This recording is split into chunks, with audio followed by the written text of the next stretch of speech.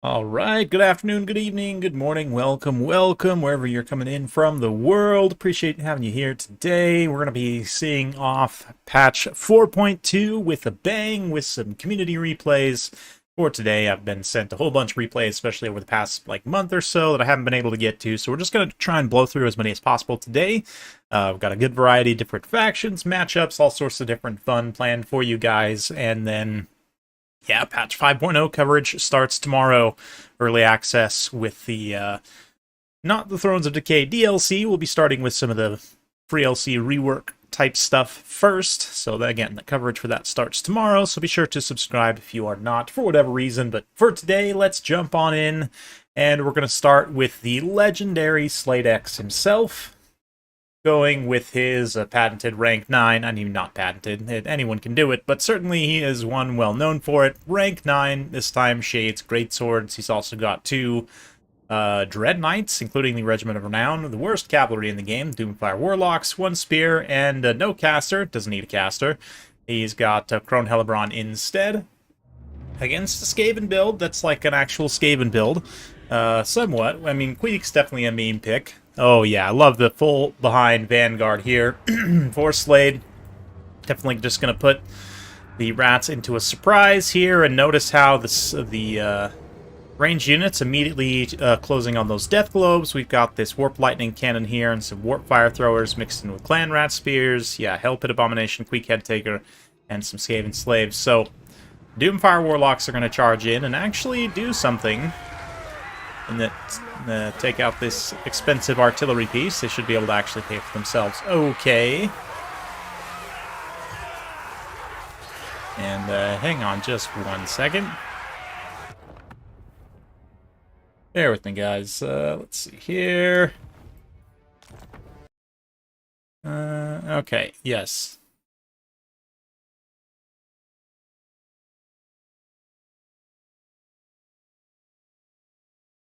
Okay, sorry.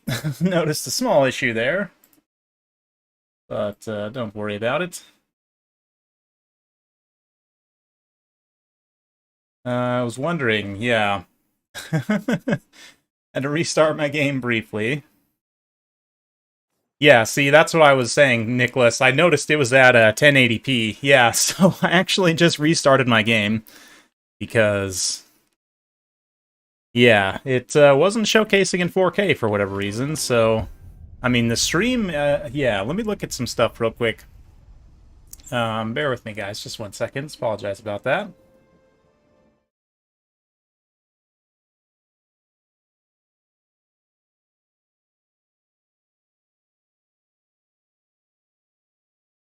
So, let's see here. Okay, let me go in here. Oh, it's not actually, well, not quite 1080, but not quite full 4K either. Let me go ahead and fix that.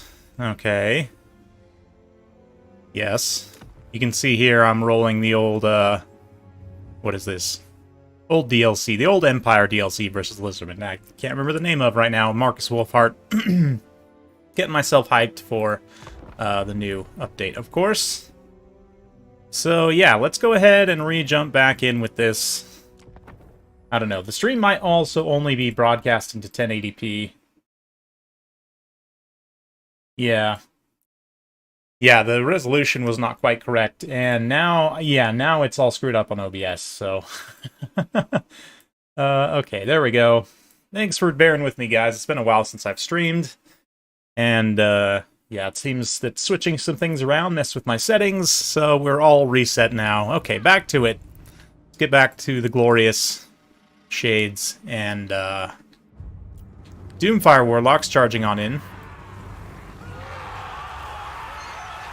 Yes, here we are. Once again, back to where we were before. Doomfire Warlock's going to charge in, shut down this Warp Lightning Cannon very effectively.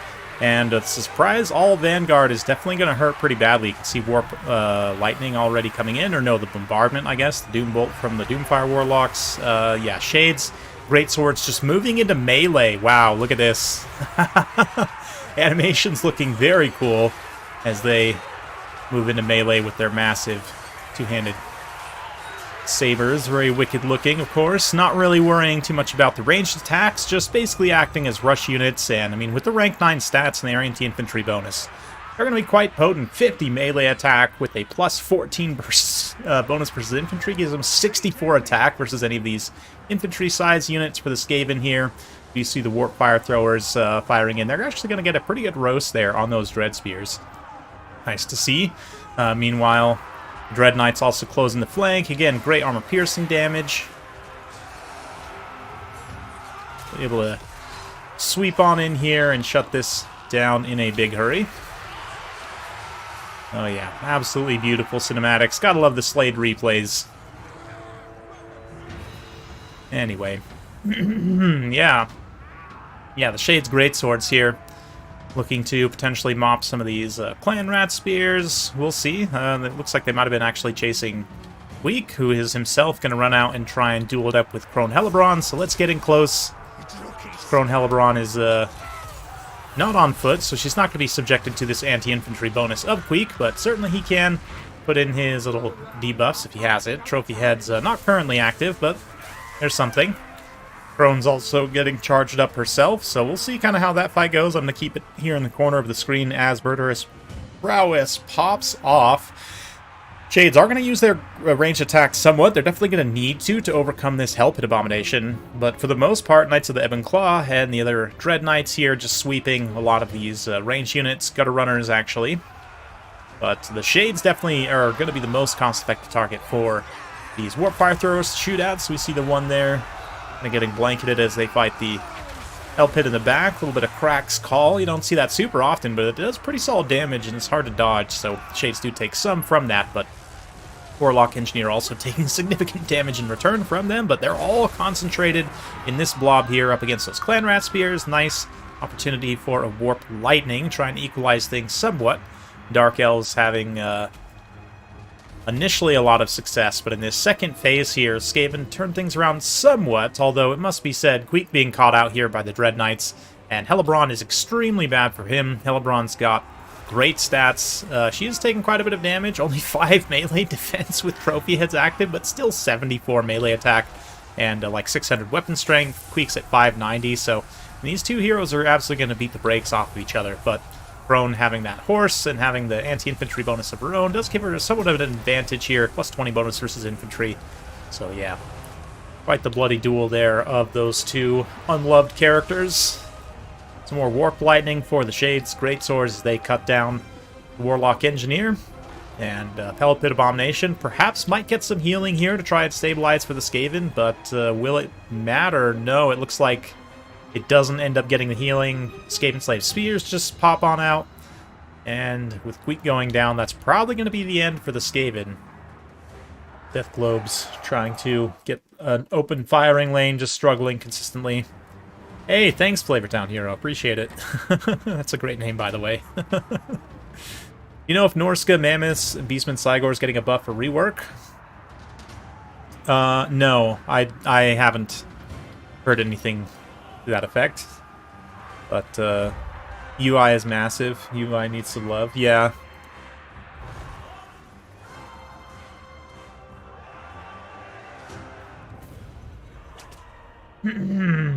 Yes. What resolution is this played at? I'm currently playing at 4K. I had to switch because I had a little bit of a technical issue at the start of the stream. We're actually only in 1440, but yes, this is played in 4K. I think it's being broadcast only in 1440, maybe, because actually, like, streaming in 4K, I don't actually have the bandwidth for, unfortunately. Yeah, good old residential connection. I'd have to pay for a business line to my condo, which I don't think the HOA would approve of, and I also don't really want to do that because we're like going to be buying a house later this year, myself and my wife. So yeah, hopefully, you know, we'll look at better internet solutions. If it might make sense for me in the long term, honestly, to run a business line to my house, you know, in the future when I have a house, but not yet. Anyway, in this replay, I mean, kind of to be expected. Shades all pay out massively. We can check the value on the Shades Great Swords here and see how much value they actually cost, because they're pretty expensive baseline, but at the very least one of them pays for themselves. And I mean, tactically, they all do a great job of just getting in there as rush units and cutting up the Skaven's backline. I actually love that. So there's a reason why I often feature Slade's replays, and he's, to be honest, one of my favorite players from Total War history of all time in my channel. He's been a great supporter in sending me replays, and it's always a good time watching him. So, let's move on. We do have plenty more replays to get through. Let's jump straight into Demons of Chaos versus, again, Dark Elves. I know, 2 Dark Elves in a row, but still. It's nice to feature some demons. This one from Pigman, and he's got the Lord of Slaanesh. Yes, a Demon Prince of Slaanesh with 3 exalted bloodletters. Yes, very strong. Great swords versus dual swords. Well, the great swords you do need to cut through. It just helps you cut through the armor of weapons teams a little bit faster, I'm guessing. Yeah, and just in case they have a couple Storm Vermin as well, you never know. But here we do have Exalted Bloodletters. Speaking of anti-infantry AP, they're some of the best in the game. We've also got Plague Drones actually supporting Flesh Hounds. Very interesting. So just sort of very tall, elite infantry lines supported by some interesting mobility. The Plague Drones in particular are an interesting choice.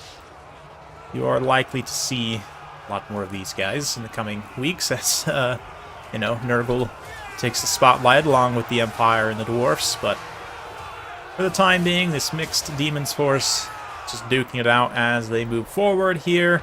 The Plague Drones actually being able to dictate the charge onto the Cold One Knights is going to be quite beneficial. Also, 2v1, that's a 1,500 cost unit each, so that's like, you know, 3,000 value versus 1,000 value. You would expect them to win pretty heavily, but Caress being somewhat bogged down by the Harpies is somewhat painful, but also, these Cold One Knights, they're having a little bit better of an engagement against these Plague Drones as they take some shots from the Dark Rider Repeaters, anti-large damage from the Cold One Knights. So yeah, I doubt these Plague Drones are going to pay for themselves. This is kind of more of a typical performance for them. The ones on the other side, though, are faring much better on a 2v1, even still getting into those Repeater crossbows, not getting shot up too much by them. And then, yeah, I mean, obviously, the Exalted Bloodletters are not going to you know, even have to lift a finger, really, to butcher these. I don't know, the engagement's a little bit awkward. I don't know what exactly happened to their attack order. They're all just kind of standing around in a big circle. But, yeah, Exalted Bloodletters, no problem carving through. Militia tier Dark Elf Infantry. So, just on all fronts, doing quite well, despite the loss of the Plague Drones. These Flesh Hounds are able to pay back dividends and kind of beat back a lot of the cavalry here. The Cold One Knights also going to trade horribly against Exalted Bloodletters in melee. 2 units not necessarily designed to fight each other, but the Exalted Bloodletters certainly have an advantage due to their numbers and just high overall damage. Yeah, Plague Drones, Flesh Hounds in tandem here, just beating down the 4 Dark Elves. Beautiful, beautiful sun, desert sun here on the hillside of the dune. Yeah, the Sorceress up in the air of Shadows, not even Dark Sorceress necessarily. Doing a good job of staying away from Caress, the Darkling Prince. Potentially has some magics to try and finish off those Plague Bears. A little bit of meld costs on the Plague Drones as well, just to try and win the mobility. Which makes sense to a degree. I don't know, tactically I think the Exalted Bloodletters are slightly more threatening here. I don't know. Like, you can kite them, I guess, with the repeater crossbows, so don't need to be too worried about that. Really, just worry about winning mobility so that the repeater crossbows can actually operate, right? So it does kind of make sense from that perspective, but even still, there's a lot of mobility left for the demons. These Flesh Hounds going to be tough cookies, definitely. Pavane also being used on the Supreme Sorceress to enrage her into Caress, so that he can finally start to fight. He's just been taking like passive damage from the Harpies the entire time, which is fine. He can mostly just ignore them, let the Plague Drones come in to try and help out. Does allow the repeater crossbows to fire up into the air somewhat. They're going to get some hits there, not an insane amount of damage, but let's see.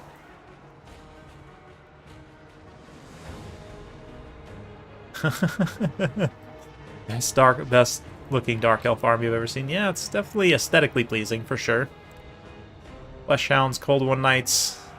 Trying to pull away once more. Exalted Bloodletters getting kited out by these missile units a little bit. It's going to be somewhat painful, but let's fast forward as there's somewhat of a chase phase here. Caress chasing, the Sorceress chasing, the Fleshhounds chasing, the Dark Riders, and over here we've got some more chase scenes going on with the Fleshhounds doing their best to try and catch the Dark Elf's mobility, and they are able to mostly do so, all while the Exalted Bloodletters chase the Bleak Swords, who are chasing the Fleshhounds. So lots of pursuits happening as the Dark Elves try and kite out some damage here. And because it is on replays, we have the ability to just fast forward through a phase like this, which is great. The Fleshhounds definitely getting pulled very far out of position, are likely to get killed off there, but still Caress moving in to try and actually finish off the Karens of Cain. Here, if you can dedicate some resources to actually killing them, that would be definitely helpful. We do have these two Exalted Bloodletters also still standing around here, which is definitely going to be something. I mean, even wounded as they are, they're going to be quite dangerous. Yeah, you can see whatever Harpy models get in contact there do count as infantry, so they're going to get horribly massacred, but Fleshhounds continuing the pursuit. They're going to chase off Repeater Crossbows, so only one more remains. Caress moves into melee against Supreme. Sorceress is able to rout her. Doesn't quite finish her off, though, critically. Meanwhile, Dark Elves pretty much just going to want to kite at this point, use up the rest of their Dark Rider ammunition, which, well, they're going to try their best to do so. Meanwhile, Caress probably can just fight these Harpies. I don't know. I don't think the Supreme Sorceress is coming back with 136 HP, but he's going to make sure she gets chased off here, not necessarily wanting to risk anything. Do I have missile trails disabled, or are the crossbows not shooting? That's a good question. I don't know. I feel like missile trails should be enabled, but I'll double check them after this. Might also just be hard to see them on this map, but yeah, eventually Army Loss is going to kick in for Slaanesh, and Pigman takes the win there. So as it stands, yeah, Caress got a really good amount of value there dealing with the Supreme Sorceress. The Exalted Bloodletters also didn't really have any great threats to stand against them, other than just getting shot by the Repeater Crossbows, which the Fleshhounds and the Plague Drones were able to manage, even though the Plague Drones didn't pay for themselves. Tactically, I guess they were useful. I don't know. Maybe it's just better to take Unmarked Furies, maybe? I don't know. But it's definitely an interesting one. Oops, forgot to look at the Dark Elf value. But yeah, let's go ahead and just check here. Yeah, I do have projectile trails enabled, so I don't know. Maybe just something going on with that map in particular. But yes, let's see here. GG, go Demons. Yes, always nice to see a demon win. Let's go ahead and jump in on...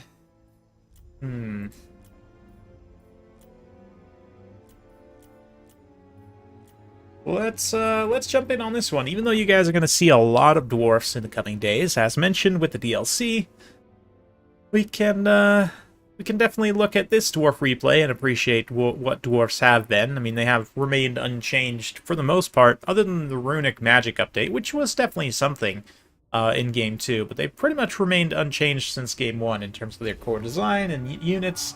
So let's pay tribute to that. Grombrindle, got a couple of Slayers here. We've got the Dowie Air Force, some Gyro Brimstones. They're anti-large, 4 of them. 2 bombers, including the Skyhammer. Got some miners with charges, more miners, lots of cheap stuff considering there's lots of expensive things up in the sky. They're counteracted by some sleds here. Got Dread Heavy Sleds, Katarine on a bear, Patriarch, Things in the Woods. 2 of them. Got 2 more Things in the Woods here, and another heavy sled with 4 Kislevet Warriors. I guess it does give you a cheap AP infantry, even if their DPS output is going to be quite poor in this matchup due to Dwarf's high melee defense. I mean, I guess it would be normally quite poor, but they actually probably trade really good against miners, as long as they don't get blasted by the charges. But speaking of getting blasted, yeah, the gyros here, the Royal Dowie Air Force going to move in. Of course, as we've seen from the trailer, the Royal Dowie Air Force is definitely going to be getting some fun new additions in the Thunder Barge. For the time being, they'll have to make do with just the gyros and the bombers. Sleds charging in here and disrupting the miners, interrupting them, and also just massacring them with bear paws. But yeah, we've got the Kislevet Warriors moving in as well. But focus fire, wow, look at Katarine just getting absolutely nuked as she gets slowed here, focused by all the gyros and the bombers. The bombers in particular, when models very close like this, you can see all those scatter shots are actually making contact, which does an insane amount of damage. Yeah, Katarine there just getting absolutely killed fully. He's going to set the battle on a certain course from the outset, but we'll see if Kislev's able to rally forces here and maybe mount a comeback. Certainly these Brimstones, the guns are going to make things tough as they have flaming attacks. They're going to reduce the healing Patriarch can output with his activatable ability. Of course, Patriarch no longer has his passive heal, which is definitely going to be impacting a lot of things. But yeah, Dread Sleds also, I mean, the Gyros definitely have a lot of targets to shoot at, and there's not a lot of ground forces still remaining. Granted, as long as Gromby himself is still alive, that's really all that matters, truly. Some Slayers remaining as well, as the Dragonbacks just get completely surrounded. Dragonbacks also, and just the Slayers in general. Slated to get some reinforcements very soon, but yeah, the bombs being dropped here. Oh yeah, the Skyhammer just hammering my frame rate right now, as it does a little flyby here. Oh yeah, the damage. Doing some friendly damage on those Dragonback Slayers, but massive damage on the Kislev Warriors, forces them into Buy Our Blood, and the Kislev player just resigns. So, yeah, I mean, I get it. The bomber was about to, the second bomber was about to come in and end it all, to be honest. But Skyhammer showing how it can still be useful, even though it's probably one of the least picked units in the game. The Gyro Bombers, definitely against factions which don't have the best air tools, you know, like Kislev, Greenskins, where really the only thing they can do, or one of the only things they can do, is to try and shoot you out of the air. Generally, Gyros can perform quite well in those matchups if you set up your build correctly, and definitely this one from Sage is an interesting one. Just cheap infantry as much as possible, and then go for the air, try and wrest control of the skies, and just rain down death. It's definitely a way to play the Dwarfs. Arguably more interesting and dynamic than just sitting in a box, but definitely interesting. Yeah, Pirate Pistol Slayers, definitely going to be a good time for sure. Got some Dwarf miniatures in the mail. Nice, Nolan. Nice. Got to love it. Let's go ahead and get to the next replay.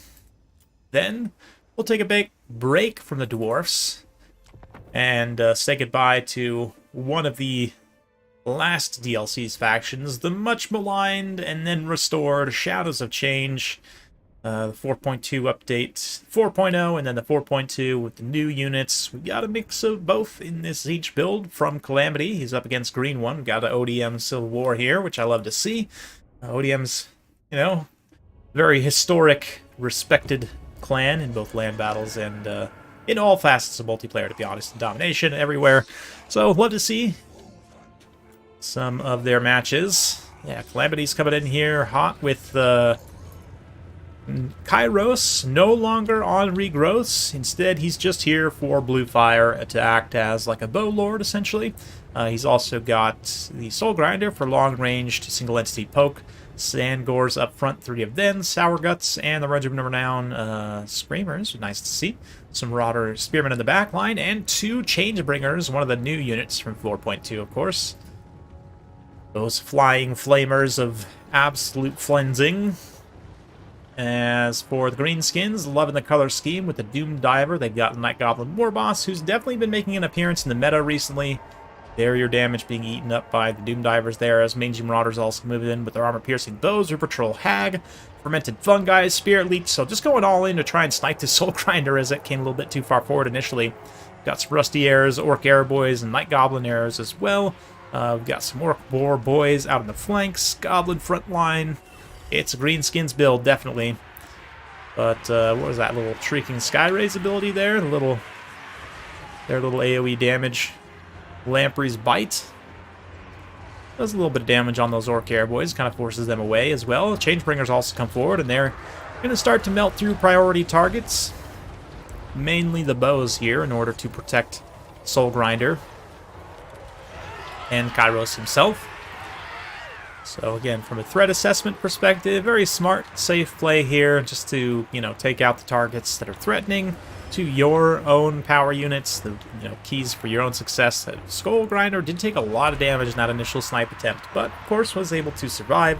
No healing other than just the infinite barrier refresh, which is definitely something. But wow, yeah, something going on with those Changebringers there. Don't have a lot of HP. Spirit Leech, a smart way to try and counteract them. Ooh, they're going to try and flame out this Night Goblin War Boss. He's a very small target. I don't know if that's actually going to go well, because even on a Squig, he's like as small as a Footlord, basically, so extremely tough to hit for a unit like Flamers. Blue Fire also being thrown in here, I think, yeah, was targeted after him. That's going to be a little bit more accurate in taking him out over time, but yeah, the Spirit Leech from the Troll Hag on the Changebringers is definitely going to be a way to deal damage to them. The Doom Diver actually is going to be another great way to deal damage to them. The Doom Divers I often have thought of as sort of an anti-air specialist artillery in many ways, because they're tracking shots home air targets as they try and dodge, so they can consistently hit a lot of air targets as they dodge. Of course, as soon as I say that, to just sail right over the heads of the Changebringers there. But Fermented Fungi, Spirit Leech also going to bring another unit down to the ground where the Greenskins can get at them. The Changebringers still in the sky, going to respond as they try and continue dodging those Doom Divers. I don't know, Doom Divers a little bit more effective against single entities, but even still, they are getting consistent hits on the Changebringers. Tormentor Sword there. Oh, as the Night Goblin War Boss gets finished off, pretty much. It's going to cost the Changebringers, but, I mean, Kairos likely will be able to carry as long as enough threats to him are dealt with. But, yeah, loss of leadership for the Greenskins is definitely going to be big as well. You can see Terror already kicks in the front line, and even just straight leadership loss for the Squigs, who are immune to Psychology. They're just going to route straight up away, but Greenskins still have a lot of units still online, still have a lot of ammunition on that Doom Diver catapult as it tries to finish off the Changebringers. One unit down, the other unit pretty much gone. Like, one more hit from the Doom Divers likely to send them into demonic instability, but during that time, they're still able to get a shot here on these Orc War Biggins. Gaze of Fate to lower their melee attack, terrorize them, even though they're stuck in place. Gosh, that's got to be a terrible, terrible experience for an Orc, bro. But yeah, you see as soon as the Changebringers take one extra Doom Diver shot, they all just die. And it's left to the Tzeentchian single entities to try and win this out. Doom Diver, let's see, it's going to fire in maybe at the Soul Grinder, maybe at the Sour Guts, I'm not sure here. Surprising how much damage Kairos himself has also taken, but the leadership of the Greenskins is going to definitely struggle. They do still have the Giant River Troll Hag as well to continue providing Spirit Leeches and single target damage. Also not the worst single entity at fighting in the world. She's gonna... Nope. She's gonna nope. She forgore that she actually has, you know, Gorbel-like toss animations, where she gets absolutely, you know, sent into the next zip code. Or postal code, I guess, if you guys are... Anyway. But this Daka line also still intact for the time being, even though their leadership is quite low. They're able to just continue firing in to whatever targets here. You know, even the Marauder Spears, Sour Guts, anything really they can shoot at this point is going to be effective. And that Doom Diver just continuing to rain shots in that Soul Grinder, man. It's going to be tough. Greenskins definitely not out of this yet. They're pushing on all fronts, getting these Orc Boar Boys, Squig Herds working up and around the sides here. Soul Grinder, once that's done, then the one remaining Doom Diver can try and switch onto Kairos, but it's going to be tough. Yeah, Doom Diver, only one isn't going to be doing a huge amount of damage, but Soul Grinder does get finished off. In terms of its leadership by the Boar Boys charging in melee here. Goblins, Squig is also resurgent, ready to go. A little bit of friendly fire there from that Doom Diver, but that's just, ooh, excuse me, just fine.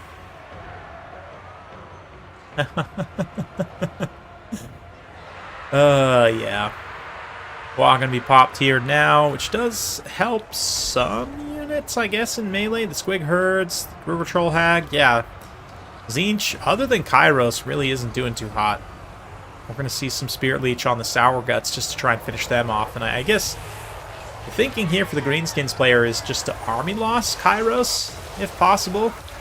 But finally Kairos comes to land on the ground. Going to be a risky play for him, but there's not much else for him to do. He needs to use that terror to best effect to try and make sure His own units don't get completely killed off here. So, 4 boys charging in. We've got a pretty much healthy unit of Biggins, though. This could be a problem for Kairos, as they have anti-large. Perhaps? Nope. Looks like they're going to charge on over to the other side.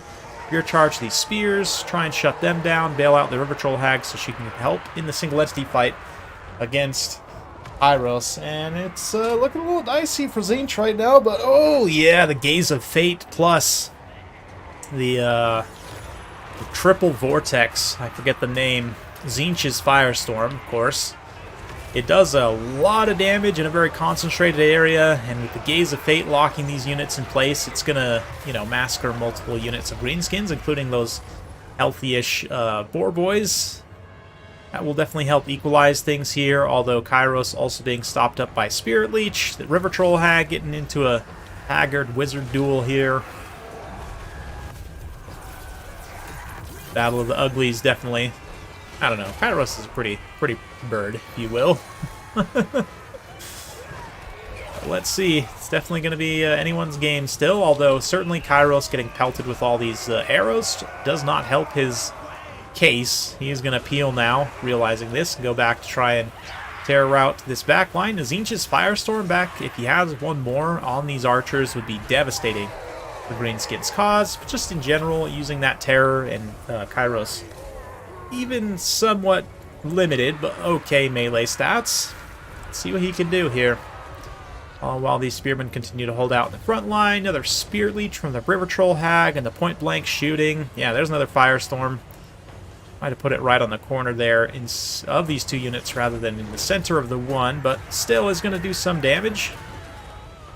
Absolutely, especially if the vortexes come over this way, but let's see. River Troll Hag gonna try and stop this madness once more. Get in the fight. And she's doing okay against Kairos, all things considered. But unfortunately, all the bow support is gone for the Greenskins. Doom Divers. Yeah, all their artilleries have been destroyed, so they cannot remount and use up the rest of their ammunition, which is quite unfortunate. They have been able to use the rest of the ammunition to shoot at Kairos. That might have made the difference here. But Blue Fire, of course, doing fire damage. Oof, does a lot of damage to the River Troll Hag. Also going to weaken her leadership significantly. And give her extra weakness to fire as the bombardment falls in. Minus 10 armor. That gives another minus 30 armor. So down to only 20. It'll be 10 with that warp fire once more. Now with her leadership low, she is susceptible to being terror routed. Kairos going to park on over her. Spirit Leech on him, but doesn't help her from getting terror routed. In fact, doesn't even cut through the barrier they had regenerated for Kairos. Man, barrier's so insane. Oh, yeah. No, I think he just brought the Lore of Tzeentch spells only in this one. Yeah, it looks like just Blue Fire and Tzeentch's Firestorm. Which is pretty solid. I mean, I like Vortexes personally, and Tzeentch's Firestorm is definitely one that, if you use it well, can be extremely effective, but... Yes, indeed. And that's going to be that. Tzeentch squeaks out a win there, although it ended up being very, very close. Credit to the green one. Yeah, that Doom Diver was a nice pick here. Ended up almost carrying... but not quite. The River Troll Hag also did a great job, and just overall value spread pretty equally amongst the Greenskins units. For Calamity here, obviously Kairos is still a beast, even without regrowths. He's still going to be meta in many ways. Changebringers were an interesting one, even though they didn't quite pay for themselves. Definitely tactically kind of puts Greenskins in a weird situation, but Sour Guts also did pretty decent. 125 kills on some Marauder Spears is awesome. Definitely not bad at all. 650s, Angors end up being cost-effective on damage value, so overall, very decent game, very close. So I'm going to go ahead and grab a drink of water before we start on this next one. I'll be right back, and yeah, don't go anywhere. We'll see you in just a moment.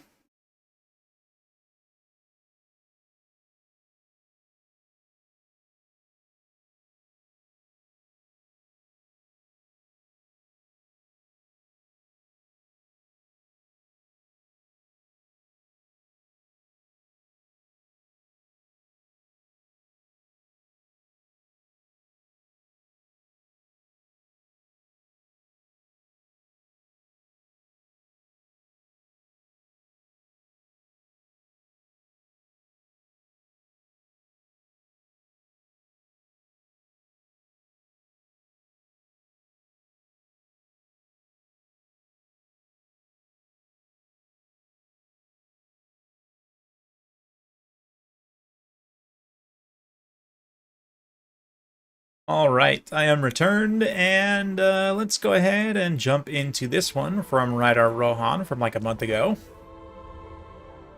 Bretonnia versus Tzeentch. So, yep, another Tzeentch game back-to-back, but this time facing off against the Might of Bretonnia. Did I cast this one a while ago?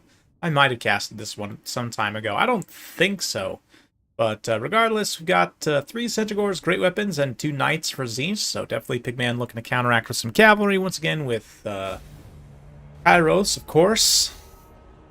And he's got the Screamers for a little bit of air support, but they're definitely gonna have their work cut out for them against these Royal Pegasus Knights and King Lewin.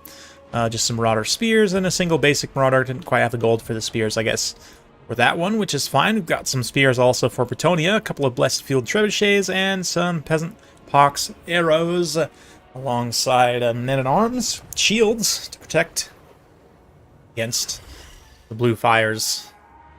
But yeah, already some bombardments and magics coming in from Tzeentch. Foul magic to be expected here, of course. And the Centaur's great weapons are going to be very good in this matchup. Maybe not quite as good as they once would have been. Of course, when Blessing of the Lady only gave physical resistance, it basically didn't do anything against Tzeentch because every single unit has magic damage innately on their weapon damage. So, yeah, Centaurs would have been very good here. Even Centaur's great weapons, basic ones, are still very good here, but let's see what they can do as King Lewin and the Pegasus Knights are going to pressure Kairos. No surprises there, and let's see if they are able to catch him. Ooh, Kairos hard lands on the ground. Definitely a smart play. He's going to have to basically just play him as a ground lord in this match so that he can stay within range of support of the Chaos Knights and the Centaurs and whatnot. But let's see, Ryder right now staying quite tight in his defensive position here. Want to utilize that artillery. Doesn't even have Lore of Life either. Has Lore of Heaven's Damsel. A beautiful wind blast there to actually do some damage in the front line. I think Lore of Heavens is actually very underrated, really for a number of reasons, but both as a damage and debuff lore, kind of debuff slash buff lore, honestly has a lot of upside to offer, especially as a damage lore. It has a great variety of damage spells. But let's see here as the Knights of the Realm here protecting the backline get tangled up with Chaos Knights. Going to be a rough engagement for them, but they can certainly hold the line, especially with Peasant Spear support. Meanwhile, Pegasus Knights move in to crush these Centaurs' great weapons. The Tzeentchian Centaurs getting absolutely seal clubbed in that rear charge.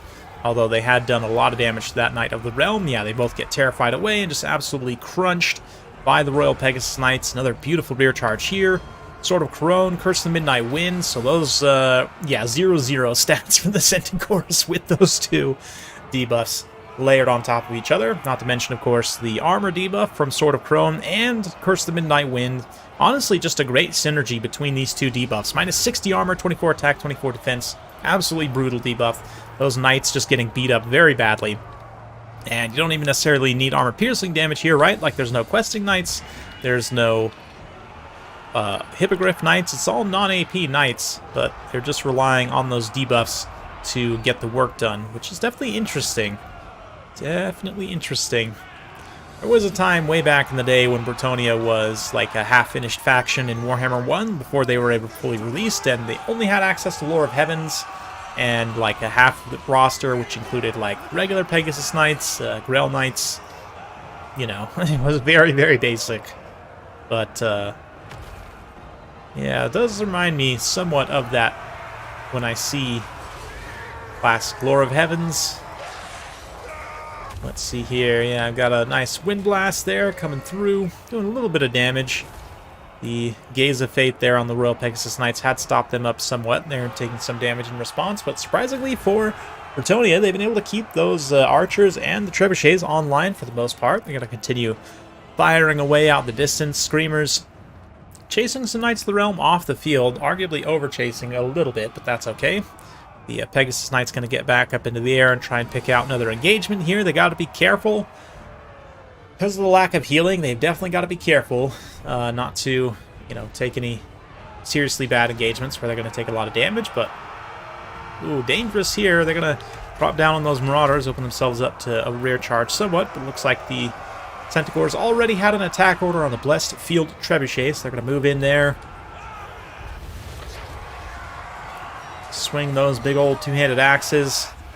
But between the Pegasus Knights and the Spearmen, should be able to push back those Centaurs no problem. Yep, Lewin drops for a nice terror route.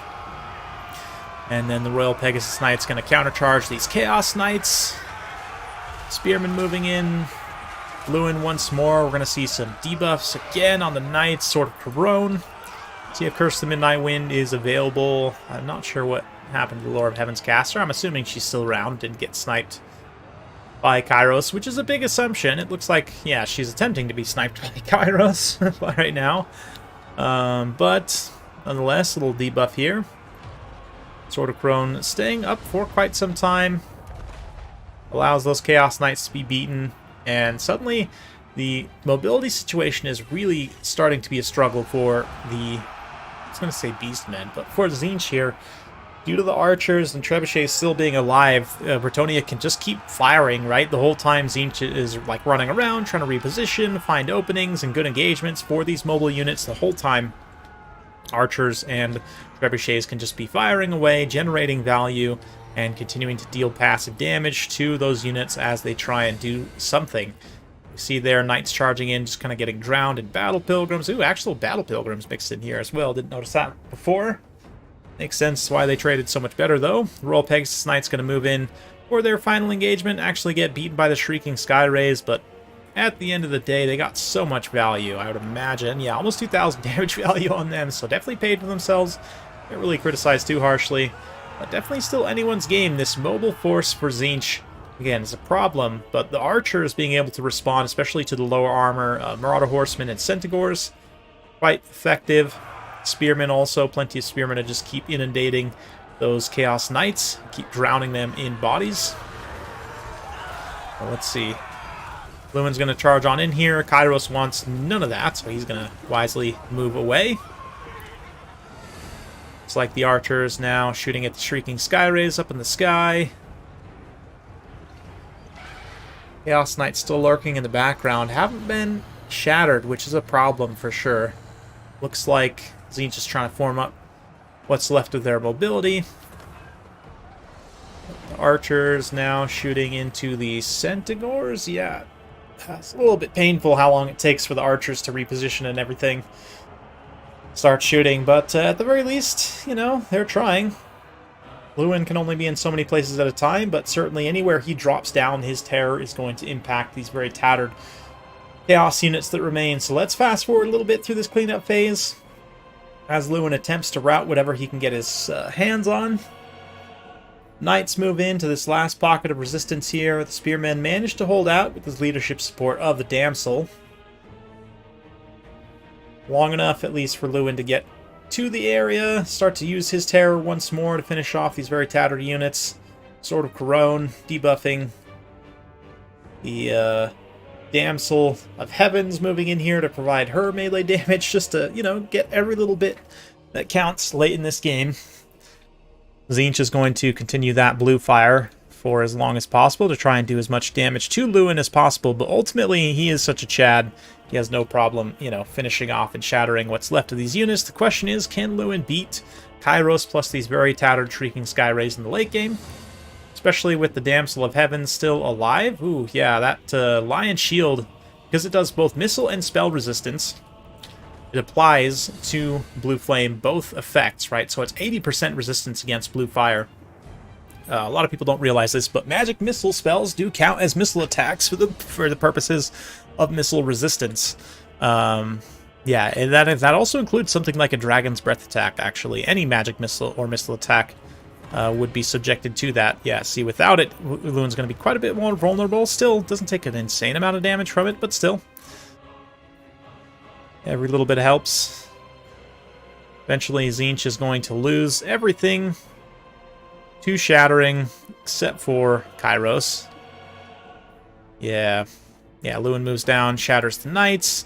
Gonna get tangled up with the Sky Rays, and squishy as they are, they're not gonna be able to hold up in a sustained fight like this. Not without Kairos helping, but of course, the Damsel's also here, so it's not a 2v1.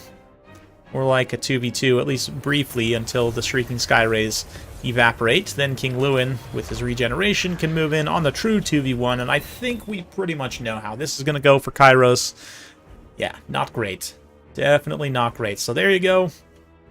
A long, grinding victory for Bretonnia. Almost 15-minute game, all said and done, or maybe more than 15 minutes, but...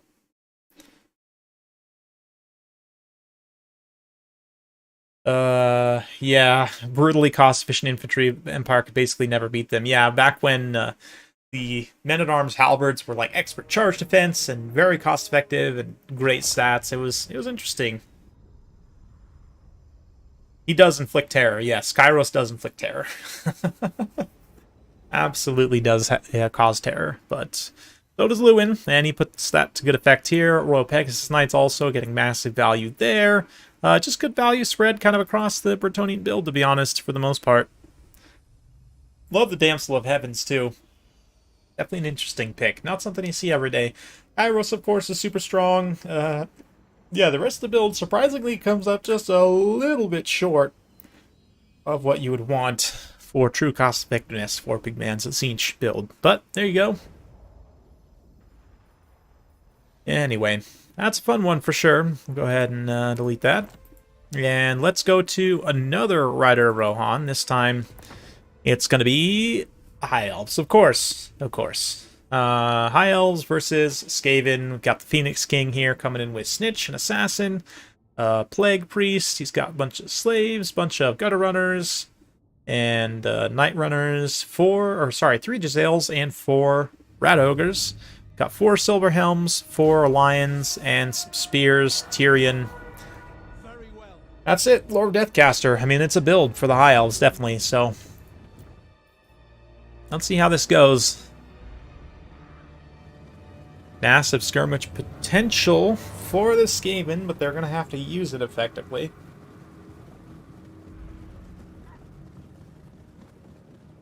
4 Lions against Skaven? Yeah, I know, right? Wild. Very wild. Let's continue fast forwarding as the elves close the distance. Skaven going to kite back somewhat. Try and use those Gutter Runners a little bit. We've got, yeah, Deathmaster's Sigil gets popped on the Death Mage there. Attempted snipe, kind of, but Tyrion's close enough he can prevent that from happening. Meanwhile, Gutter Runners are kiting in the front line, but also taking some charges from the Silver Helms. The Rat Ogres are a little bit too far away to immediately stop this from happening, although they are going to countercharge in a little bit late to push back the Silver Helms. We've also got the Jezzails firing in at the Silver Helms, so yeah, it's an interesting rush build for sure. But here come the Lions. This is the part we've all been waiting for, right? Rat Ogres rushing. The Lions do get caught up on them. But with the Spear support, this actually should be a decent trade for the Lions. Tyrion also charging in. We're going to see a little Soul Blight there, or Doom and Darkness actually upgraded to try and rout the Ogres as the Lions get in across the field. Going to be trading good into any of the infantry units, obviously. Somewhat poorly 1v1 versus Rat Ogres, but great with support. And overall should be a decent engagement for the front line of the High Elves. They're able to mop a number of units very, very quickly. Not really surprising, considering they're like ranged units and Skaven slaves. Their melee prowess is not the best, but the Rat Ogres do still kind of hang around to a degree. We've also got some slows going on the Spearmen as Jezzails absolutely tear them apart. Jezzails are continuing to fire and retreat, which is definitely what is needed here, as the High Elves actually get a little bit behind on the balance of power, surprisingly enough. I mean, a lot of that going to be due to the ranged damage taken on the approach, but yeah, the Silver Helms, the Lions, everything else looking pretty spicy. Let's see as they're able to continue pressuring this backline area. Keep those ranged units for Skaven honest. Skaven mostly infantry, so Lions should be good. Yeah, as long as they can avoid the Rat Ogres or, you know, help deal with them. Right now, they are definitely doing a good job of it. We see 3 Lions pushing through here. The anti-infantry AP of the Lions also will help them cut through weapons teams that much faster, right? We see a little buff on them, little Aspect of the Dread Knight. Very interesting stuff to try and get them to cause some terror. See if it can terror out away some of those Jezzails, perhaps, but their leadership is not low enough to proc terror. Oh, just kidding. No, they do actually manage to terror out the one, which is great. Get some extra free damage on them. Snitch over here dealing with the one unit, kind of getting bogged down by them to a degree. But yeah, definitely interesting. We'll have to check out the value.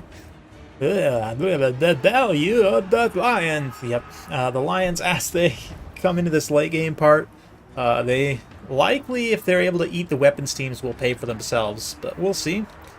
It's basically just all hands on deck trying to eat up as much of these range units as possible.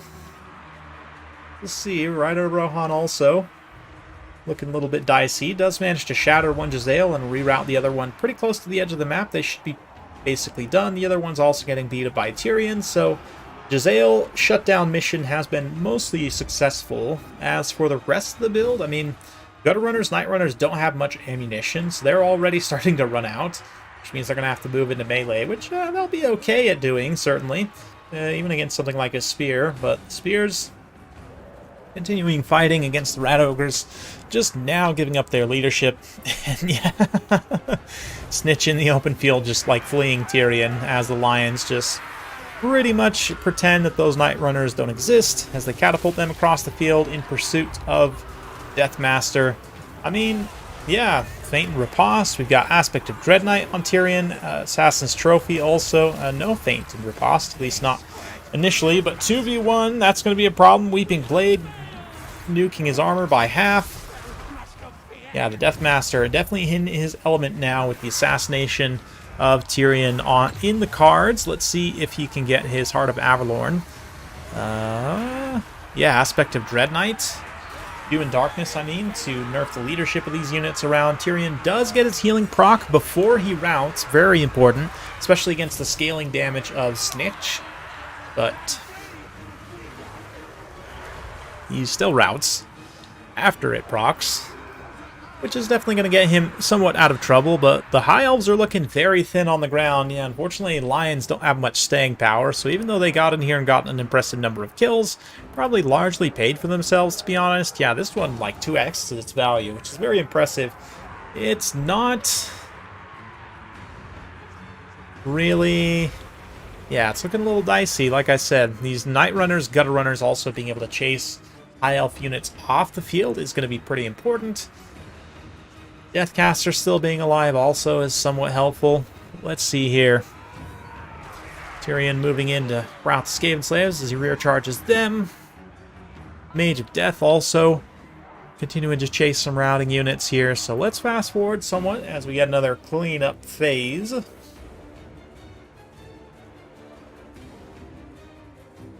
Silver Helms move forward. Death Mage here as well. We get everything in a nice big blob just in time for Tyrion to start to unleash hell. He's got his Sunfang. He's got Doom and Darkness upgraded once more to try and route leadership of various units. Aspect of Dread Knight. Nope, not quite. Deathmaster's Sigil. Assassin's Trophy. Can Tyrion survive this? It might be all over for the High Elves right here. Let's get in close. We'll remove the banners to add some suspense. There's the Aspect of Dread Knight for Tyrion. Will it be enough to terrorize anything away here, or will he get KO'd? It's not looking great for him right now. 2v1 versus these Skaven heroes. Like, one more hit for Deathmaster and he's done, and considering how low his HP is, yep, he's out. So credit to Rider Rohan actually sending in a loss. Very brave of him. Yeah, Tyrion gets assassinated fully by the Deathmaster, and that's all she wrote for the Elves. So beautiful game for sure. Very well done by the Phoenix King. And Snitch is one of those characters that can be somewhat vulnerable because of how squishy he is, but if he gets the right situation, man, he is scary in terms of his damage output. Definitely a fun one for sure. The Assassin also contributing nicely as well in that fight. Gutter Runners, Night Runners, decent job kiting and then fighting. Snitch really just deletes dudes, huh? Yeah, I mean, if he gets multiple successive hits in a row, definitely. He can definitely get outclassed by some, like, really big stuff, but yeah, he's a nasty boy. He is a nasty boy.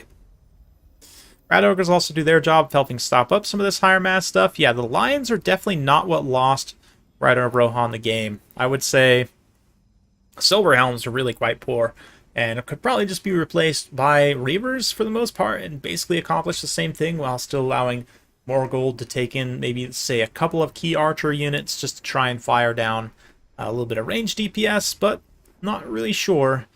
I'm going to go ahead, stretch my legs just 1 minute, guys. Sorry, I'm not wanting to get too tired. Getting a lot of sleep last night, so we'll continue on with more replays right after this. Let's see, we did watch this Dark Elf one. Yes. We're going to jump back in with this Lizardmen versus Beastmen in just a second. I'll be right back, so don't go anywhere.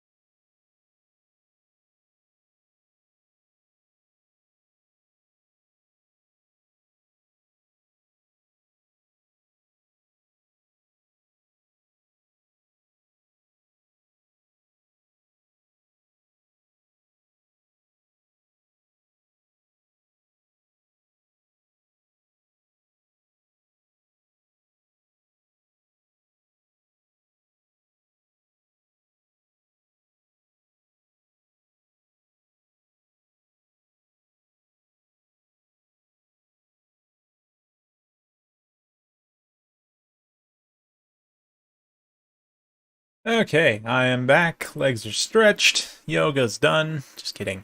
I don't do a lot of yoga once in a while, but hopefully you all are well. Yeah. Not going to answer any Thrones of Decay questions today. There will certainly be time for that in the future. I will tell you that starting tomorrow, we're going to be taking a look at some of the free LC rework content, and then the DLC content will follow about a week from tomorrow, so there you go. Let's take a look here at these builds, though. We've got Crocky G. Is he on foot? Is he, or is he on Cold One? Oh, he's on foot. Okay, so Crocky Halberd mode. Foot Lord with anti-large, armor piercing, not a ton of HP, although 5,000 is definitely solid for a Foot Lord. He's got Hand of the Gods here. And, yeah, I mean, he's Crocky G on foot. What else do you want from me? We've got some Skink Jabs also as a front line here. Second line of Source Spears. Double Troglodon, including a Skink Oracle on one. We've got Skink Skirmishers as well. And Feral Cold Ones in the back. Love this Lizardman build overall, to be honest. Up against the Beastman, we've got a Bray Shaman, Great Shaman of Wild. Let's see, Centaurs here with great weapons of Zinch, one regular Centaurs, throwing axes in the Groghooves. Which with Kalkengard, got 5 Ungor Raiders, wow. And 4 Spearman Herd. I mean, I love Ungor Raiders, don't get me wrong, but that's a lot of Ungor Raiders. Lots of Ungor Raiders. Let's see what they can do. The Troglodons are going to move forward. And as far as monstrous killing powers go, besides the Butchers of Kalkengard, who are going to get hit. That one model just gets killed straight up by 2 Troglodon shots.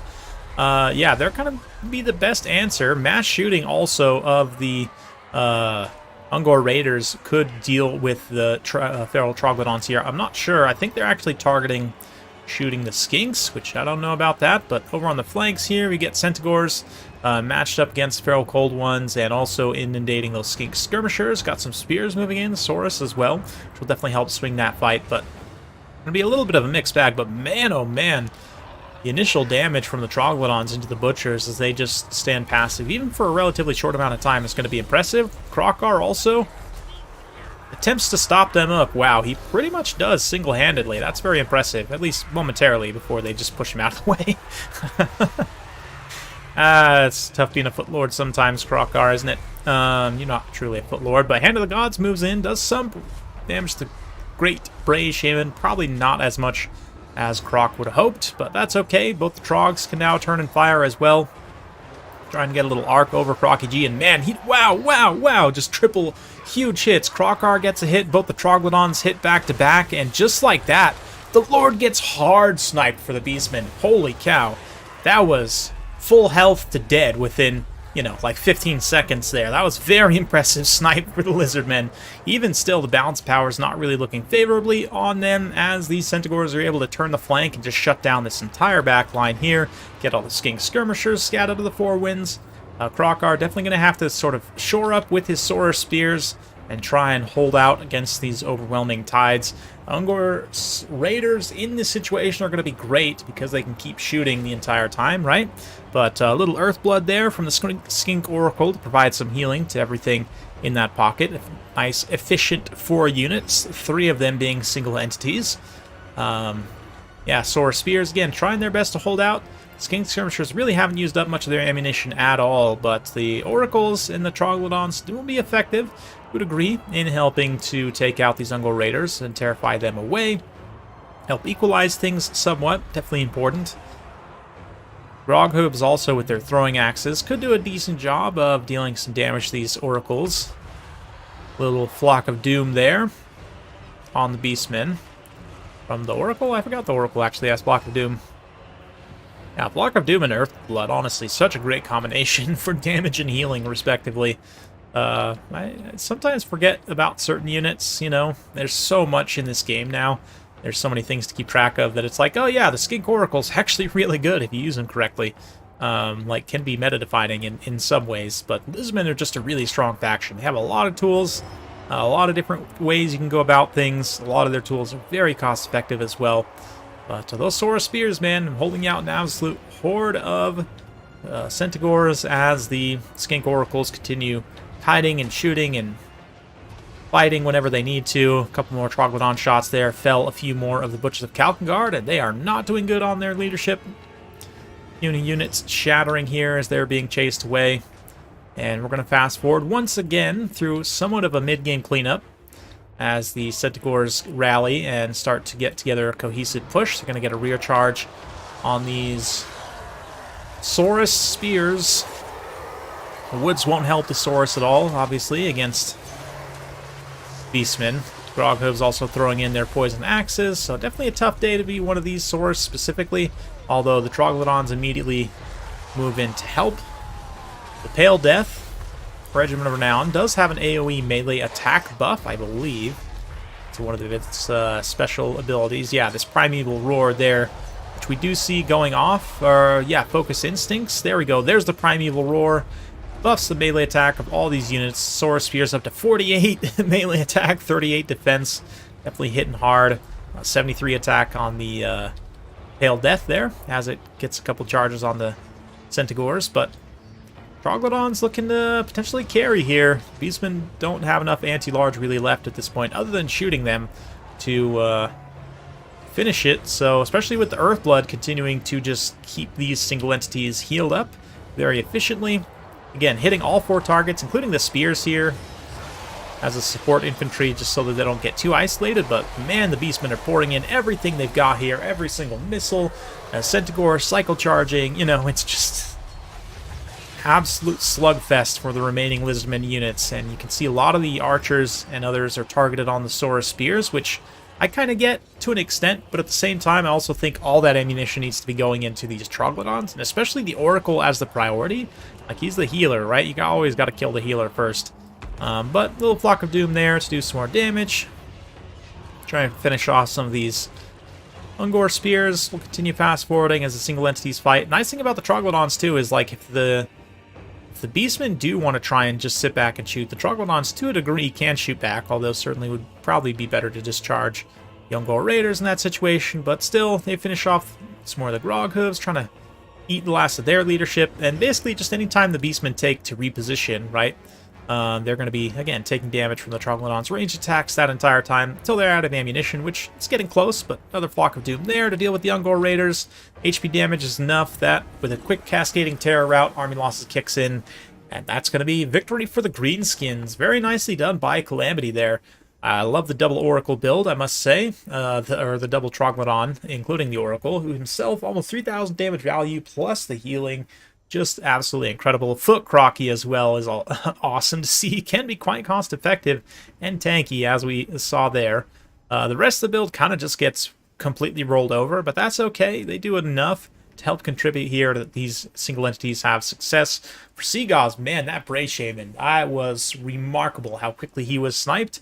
Definitely put him on the back foot. Obviously, if Bray Shaman stays alive in the late game there to provide some extra...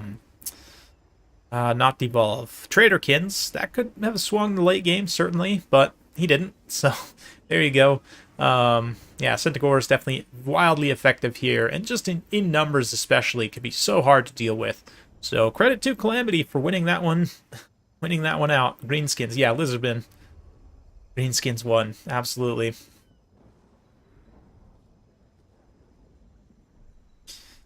Yeah, the best thing you can do against such massive Centaurs is just to try and hold out. They're the Blueskins. Fun stuff. So let's go ahead and let's get to the next one. Another wild matchup that I've actually seen a few times lately. Holy Spanner now taking on the Vampire Coast. Horn versus Pirates. Yeah, we've got the double... or the quad motorcycle build for Khorne. Very interesting. Double Shrine, double Skull Cannon. We've got 2 Minotaur's Great Weapons, 5 Marauders, and 2 Marauder Horsemen with Valkia. Very interesting. Yeah, the double Skull Cannon, double Blood Shrine. Incredible. Against them, for the Vampire Coast, we've got here in the corner Lamprey's Revenge and the Zombie Pirate Handgun Mob, like in a defensive position to try and counteract the corner Vanguard. Of course, Marauder Horsemen can just charge straight in and do a bunch of damage to those handgun mobs, but then start throwing their axes. Got a couple of animated Hulks, some Halberd mobs, some Depth Guard Polearms, one of them, 3 dual hand weapon Night Ghouls, Night Terrors, I mean, Morn Ghouls, and the... yeah, another handgun mob, along with Pistol Admiral. Interesting build. Looks like a fun Khorne army. Right? I love the double Skull Cannon, even if they're not actually that good. They're still fun. And the Blood Shrine, actually, with Gore Feast and Melee, might actually do something here in helping to hold out against those Depth Guards. But yes, this backline harass. Khorne Horsemen end up paying a pretty heavy price for it, even though I do admire it. Not able to really survive it very well, getting terrified away by those Night Terrors. But here comes Valkia. She's going to move in. Absolutely not a care in the world. She's fine to face off against all of this by herself, so she will. As the Skull Cannons rain in some misses, just straight over the heads of those Depth Guard polearms. Let's see. Minotaurs getting a nice rear charge opportunity potentially into the Night Terrors, as the Marauders also start to close the gap here. No, so both Marauder Horsemen didn't get killed. At least not yet. Fate of Buna goes off on one and is probably going to kill them, although they do charge the handgun mobs just to try and pay back a little bit of their value. Throwing axes here into the Lamprey's Revenge also. Oh yeah, Lampreys and animated Hulks both out in space, just nicely lined up in a big anti-large dish for this nice surf and turf interaction here. Yeah, they're shooting a target on the side of the hill, you are correct. And generally most artillery units have accuracy issues when they are firing over the side of the hill, but the Skull Cannons will do extra damage to the Lamprey's Revenge because of their regeneration trait, and they did get a really nice hit right there, right as the Minotaurs are charging in. The Minotaurs are getting swamped here, though, no pun intended, as multiple units of Depth Guard charge in. I mean, basically, like, the entire value of the Vampire Coast army just piles onto this location. That does mean that everywhere else, though, they're going to get completely outclassed. Yeah, here these animated Hulks get murdered without really doing much damage in return. Blood Shrine's able to get in here, and this pocket, at the very least for Khorne, is going okay. Likewise, Skull Cannons move in to eat some more ammunition from the deckhands there. Yeah, the one Minotaur just absolutely YOLO'd in. Probably paid for itself, maybe? Nope, not even close. That's hilarious. Valky is still in here fighting, though, as is the Blood Shrine. Horn of Khorne on all them. She's going to use her Demon Shield, of course, to make herself invulnerable.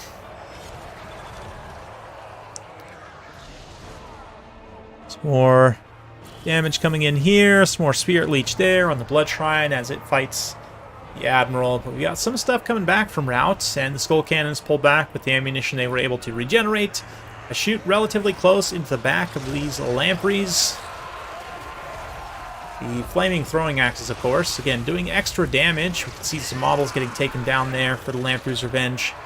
And since we know it's Lore of Death for the Admiral, that means no healing other than what they have innately. So all those unit models being felled there is definitely going to hurt them over time. Yeah, unfortunately for Valkia, though, I mean, the Depth Guard do actually have straight bonus versus infantry, only +5, but still massive weapon strength and melee attack.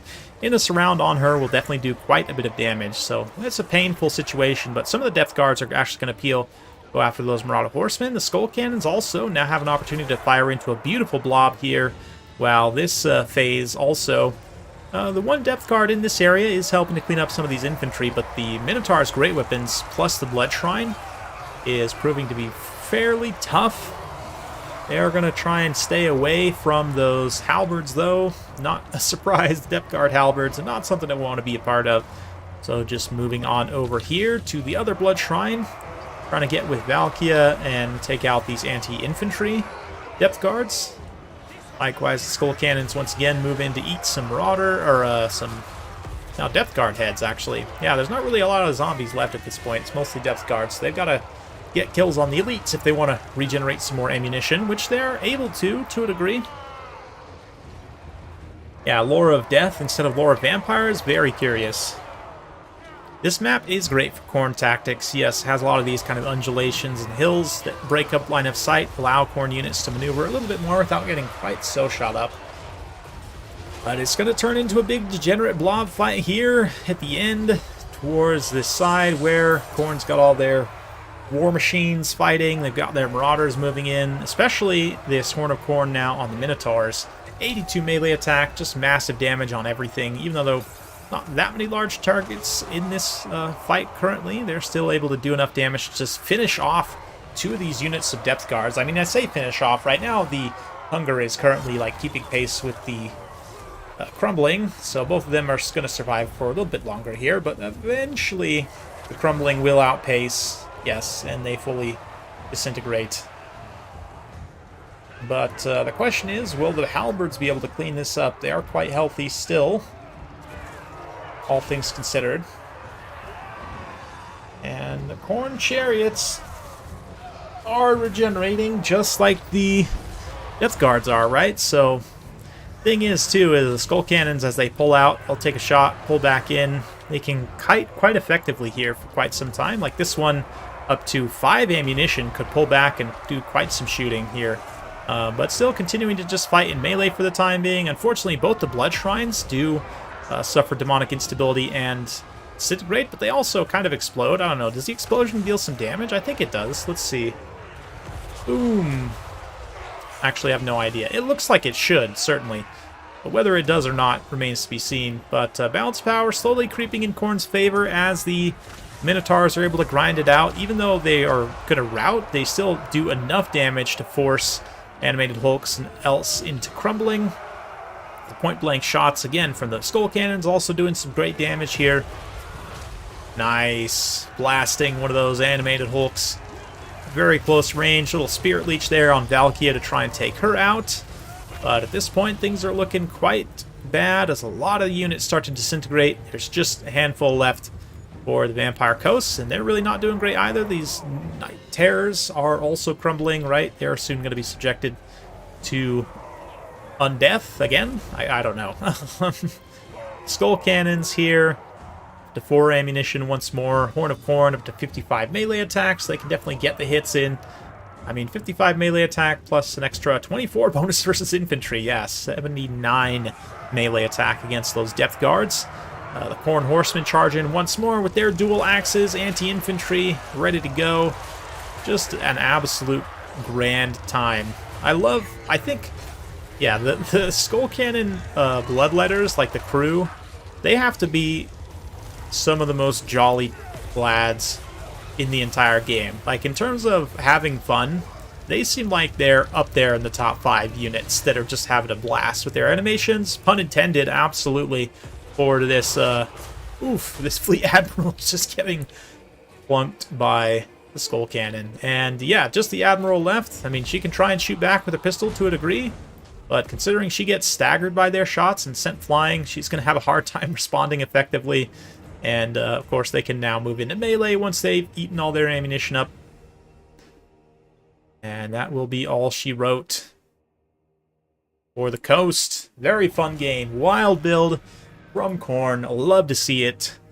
Skull Cannon and the Blood Shrines all... I mean, the Skull Cannons in particular did pay for themselves, and tactically were actually really good here. So I love to see that. Love to see the Minotaurs also performing decently well.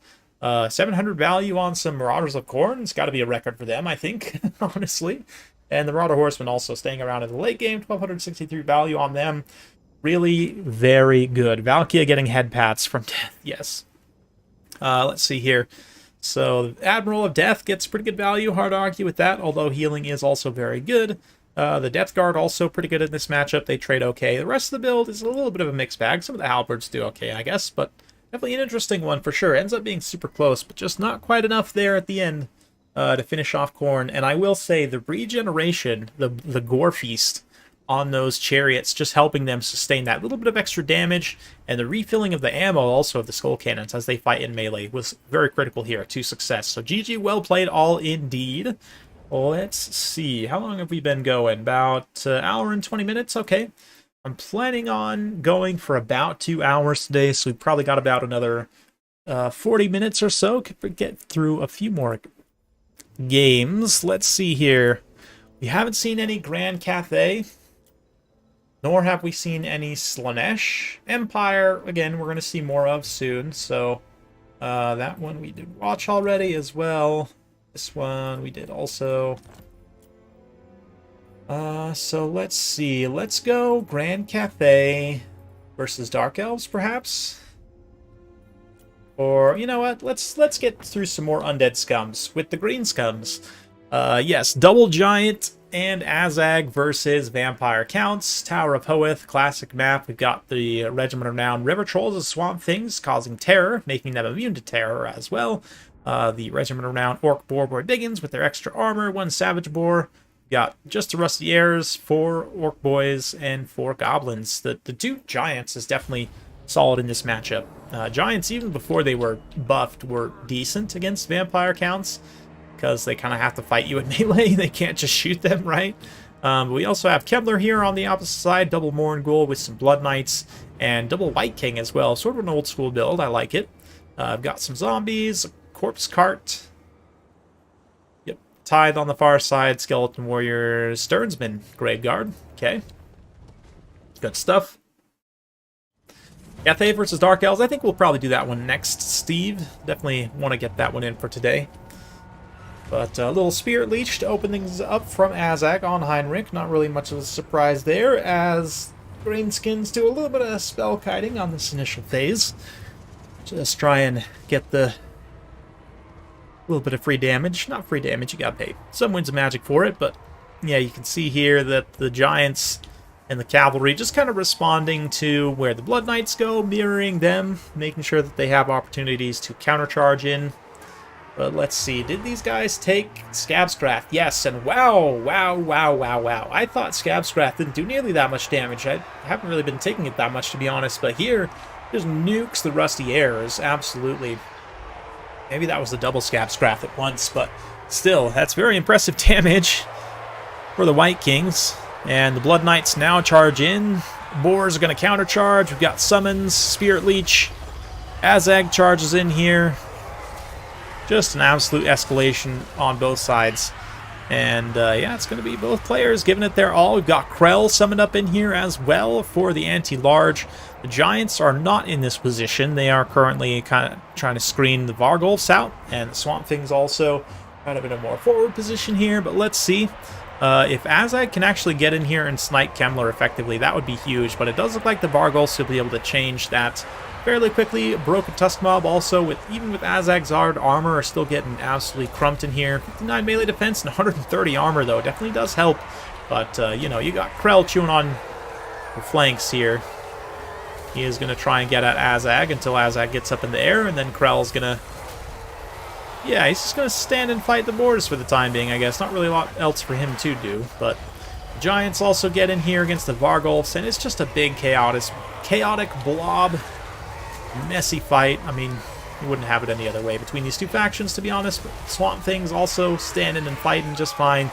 And they're getting that nice stinky melee attack buff, or debuff rather, -6 melee attack to all units nearby. Considering the Vampire Coast units, counts rather, already don't have the best melee attack values. I mean, this is going to even put them further behind the curve.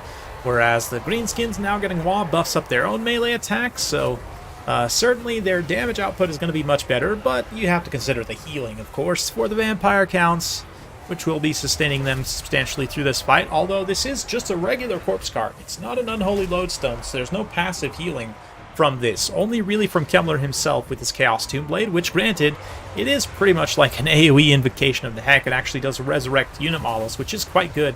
But you can already see both the Blood Knights, having just taken massive damage here, are going to be crumbling away despite the Invocation of the Heck, trying to keep them alive. So the Vampire Counts will have to rely heavily on their single entities here, which, I mean, Krell's definitely a beast. Maybe not as good as he used to be. Hard to say. Actually, I've done a ton of straight testing with him, but nonetheless, he is limited in the amount of time you have him in multiplayer because of the nature of his summons. And yeah, the Blood Knights, it's their turn to get fully surrounded here by Greenskins. You can see the Broken Tusk Mob working up and around the flank, closing the one sort of gap where the Blood Knights might be able to escape.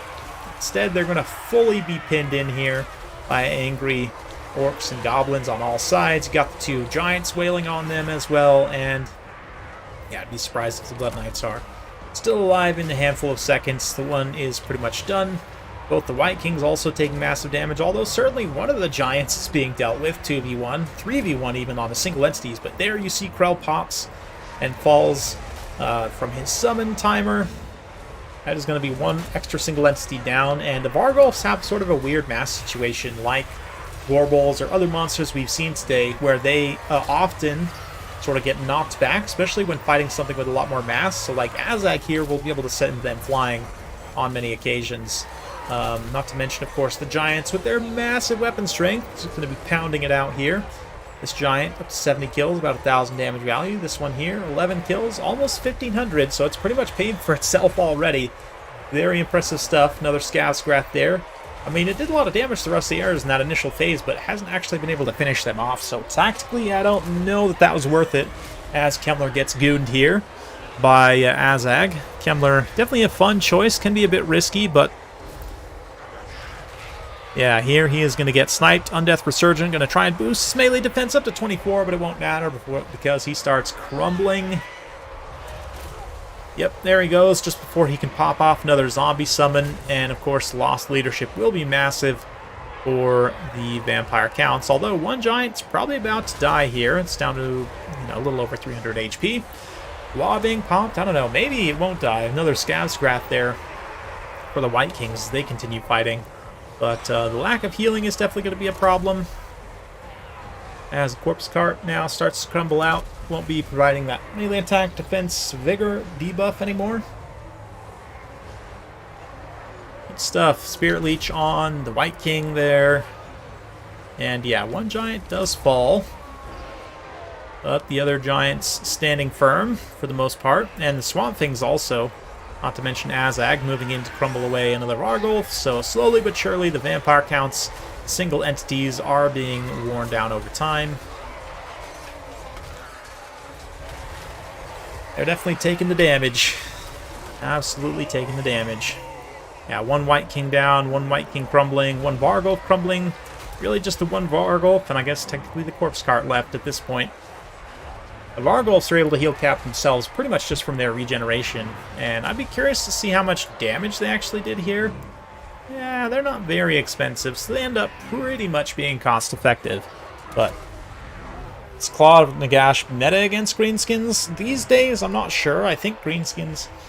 I don't know. I think probably a Mortis Engine is not a bad idea here, certainly if you can protect it. But between Giants and Air Boys and Skirmish Cav, I think it can be potentially tough to make work here if your opponent is prepared. But definitely that AoE drain is going to be very good against factions which do rely on a lot of heavy infantry like the Greenskins. But oh man, Azag actually gets sniped here as well in the late game. Is that going to impact Greenskins' chances of success? Hard to say. The Swamp Things are still just holding completely firm, grinding down whatever is left here. And the Giant, ooh, big old swing and a hit on that Vargolf. If he can finish off its leadership and actually kill it here, that would be massive. Yep, another big hit there. It doesn't actually make contact, but still. Going to be a grind fight. Swamp Thing's leadership is not doing great. I don't know. I guess it's possible the Vampire Counts can actually win out on leadership here, but I think it's fairly unlikely. I don't know, if the Giant actually goes down 2v1 to these Vargolfs, that could be all she wrote, but the one Vargolf is just so low, I can't see it sticking around really for much longer realistically, but let's see. Boom, there's a big hit on it, and that should be enough to send it into crumbling, although again, it has the hunger, so that hunger will counteract that crumbling fairly significantly. But yeah, Giant whiffing on a surprising number of its attack animations here, considering its decent chance to hit. But the Orcera Boys moving in, the Swamp Things managed to sort of salvage their leadership. The fact they're also healing and regenerating through this entire fight gives the Greenskins some extra sustain here that can hold out. Even if the Giant does go down, it'll give them some solid kind of elite presence. Not to mention Rusty Airs can get back in here and shoot up the Vargolf a little bit. Once they're brought out of tactical reserve. But yeah, the Giant might actually rout here. It's down about to 1200 HP. Let's fast forward a little bit through this late game grind fest. As the Swamp Things try and finish off the Vargolf. Once they do get a surround on the Vargolf, you can see their weapon strength is able to somewhat overpower them very quickly, despite the fact the Swamp Things are wavering pretty much this entire time. They critically do not rout. Greenskins are able to bring in a surround. Rusty Air is firing in, and that's going to be all she wrote for the Vampire Counts. Maybe. I mean, perhaps the Sternsman actually just tank this out and win here. It's always possible. Vargolf also just holding its leadership barely. Well, it is technically crumbling, but still, it's at its healing cap, so it can't heal through anymore. It crumbles away, and once it crumbles away, then the Swamp Things are able to actually start to focus the Sternsman, who actually do hold out for a surprisingly long amount of time. They're able to actually rout the Swamp Things once more. Let's see here. Giant moves in, only 71 HP on the Giant, so its leadership is really not doing well. But, yeah, the Swamp Things get back in here. They're going to finish the tithe for real. And now, this is it. The final duel between the Swamp Things and the Sternsman. If the Swamp Things leadership gives out... Nope. Looks like the Sternsman actually handed in the towel there, so... Yeah, they're definitely good versus Game 1 single entities. I don't know, Vargolf's definitely not as good as they used to be, but in this matchup, they do manage to counteract the Giants fairly well, and it's almost enough to win. Unfortunately, Heinrich getting sniped, I think, was a big one. If he had been able to stay alive a little bit longer, continue healing and putting out zombie summons and what else, might have actually worked out there for the Vampires to win in the end, but it wasn't quite enough. 330 kills, absolutely insane for the Sternsman. Yeah, both the Vikings actually did quite well also. This is like kind of a Game 2 Vampire Counts build in many ways, and it almost worked. It was quite the sweaty battle, I have to say. Yeah, both the Giants did very well. Swamp Things also here. That melee attack debuff makes them quite tanky, along with the immunity to terror from their own terror. Just makes them a nice pick in this matchup for sure. Rest of the battle, yeah, Savage Orc Warboy Biggins also get some really nice value. Great value on the Rusty Airs as well. You'd expect some inflated values across the board because they're fighting vampire counts, but pretty decent. So let's go ahead and get to the next one. Let's see here. Yeah, I'll probably have time for a couple more. But let's do this Dark Elves versus Grand Cathay. Just 1 second, guys.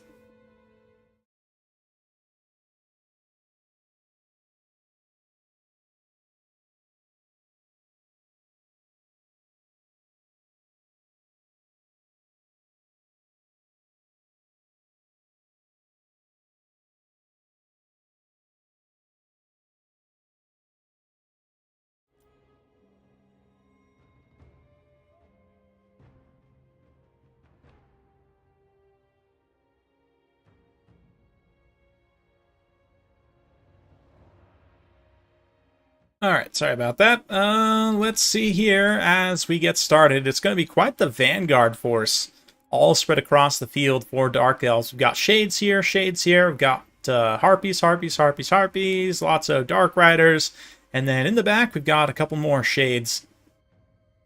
So, yeah, very interesting. A couple of shades greatswords too, actually. And then we've got the Dark Supreme Sorceress out there in the distance. For Grand Cathay, it's going to be a Fire Rain Rocket, bunch of Peasant Long Spears, Archers, Jade Warriors, all mixed. Got the one Onyx Crowman and Jade Lancers. So let's see what they can do here. Grand Cathay going to kind of shift forward somewhat. Definitely can't see a lot of the Dark Elf build, but considering how kind of spread out the Dark Elves are, how different of a build this is, let's see how Cathay can defend against this. Not a lot of meat to it, so yeah, this Dark Elf build wants to avoid getting into a frontal fight as much as possible, and there takes a little bit of free damage from the rockets and from Zhao's magic. Definitely not feeling great, but it's okay. See what else they can do. Onyx Crowman still just hanging around in the back there. The Fire Rain Rockets not going to be incredibly accurate, especially like even up close like this. They kind of just have a little bit of a hard time. But Zhao's going to transform immediately to try and flap into the air to start pressuring. The Peasant Archers, or Jade Crossbowmen even, I'm not really sure. They're not focus firing on any individual targets very efficiently. They're kind of all spread out, shooting at different things, which is not necessarily what you want. But Supreme Sorceress is going to just charge straight in and try and shut down this rocket battery here. While the shades in the back are charged by Jade Lancers, they kind of get discovered and caught. Second shade unit, though, will be able to follow up with AP missiles, and the Karen's Cane also charging on in there. Shade's Greatswords kind of blundering in. Didn't actually get their charge on those Jade Warriors, but still should trade perfectly cost-effectively there. Maybe. Nope, looks like they actually bounce on out of that engagement. I say trade perfectly cost-effectively. Actually, might not be cost-effective, but the Jade Lancers here in the backline do get shut down. A nice Soul Stealer here to deal damage to a bunch of these low model count units, especially help finish off that Fire Rain Rocket's leadership as the Soul Stealer, of course, heals up as well. We've also got this other kind of side engagement playing out here where Dark Elves rushed in their own mobile units to take out the range of Cathay, and now we're going to try and use these shades to kite it out, I would assume. But yeah, let's see here. These shades also kind of kiting back a little bit, so this is great strategy against Grand Cathay, which is just to immediately make their formation into absolute shambles. You can see here the Cathay units are all spread out, all discombobulated all over the field, not having really any cohesion, and getting, you know, kind of pulled out of position here. As they try and reform ranks now, that does afford Dark Elves opportunity to try and countershoot, get some free damage in, try and still pick out any isolated targets that they can, wherever they can. Yeah, even Zhao taking some damage from the shades at range as they try and rally, but Kislev definitely, or I say Kislev, Cathay, definitely having some struggles. Really nice side-shotting breath attack there through those Jade crossbows. Shades also pouring in some fire on those Jade Lancers there as the Dark Riders charge in just to interrupt them. We see a Soul Stealer being popped here on Zhao. Yep, gonna hit him and heal the Supreme Sorceress. While the Karens also move in. We again see the Shades focusing fire there. Yeah, I don't know why. I think my projectile trails... Oh, okay, there you go. You can see them when I get very close, but for whatever reason, just on these different maps, they are quite tough to see. I guess because of the color grading. But anyway, yeah, Shades great swords there. Getting that Murderous Prowess. They're going to get charged by Jade Lancers. Not the best charge, so a little bit awkward, and I think the Shades will actually be able to fight back okay there. Meanwhile, these Shades also pulling back from these Jade Warriors, just continuing to kite them out, pull them out of position. All the meanwhile, Zhao is just suffering up in the sky, just getting pummeled by the Supreme Sorceress and the Harpies here in tandem.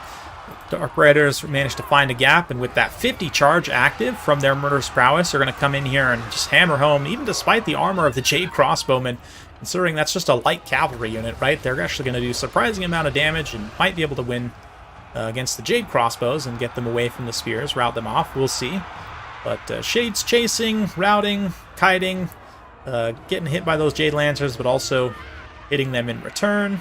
These Jade Warriors that are getting kited here are actually getting kited and shot by the Shades. Zhao gets his healing, but will it be enough to salvage this game?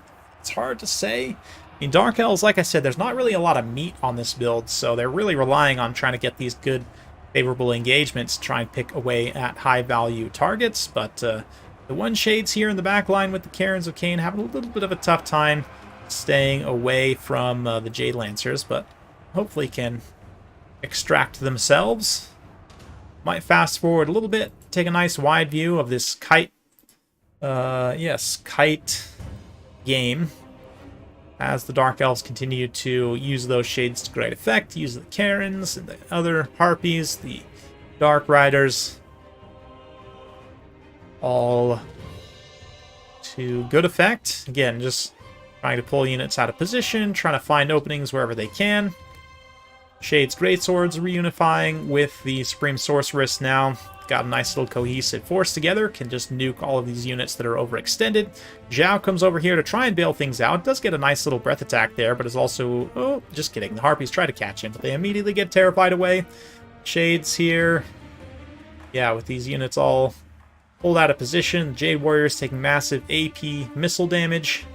Gonna get terrified by the dragon. Nice hit and run charge there. So just a beautiful kite game, to be honest, for Dark Elves now at this point. Now that they've pretty much dealt with all of the Cathayan mobility. Well, other than this one unit of Jade Lancers still alive, gets countercharged by the dragon and the Dark Riders, Harpies.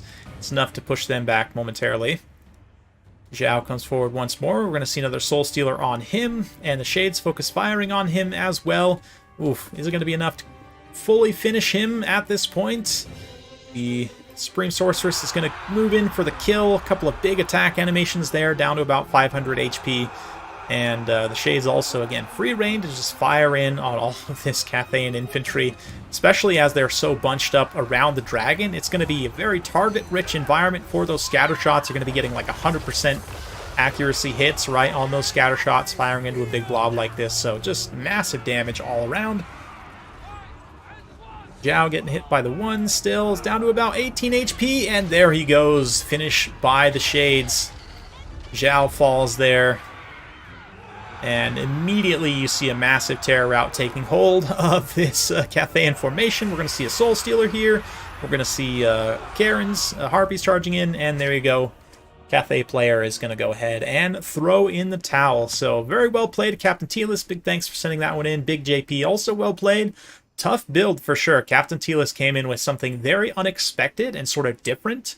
And like a light skirmish, almost like ambush force, right? In many ways.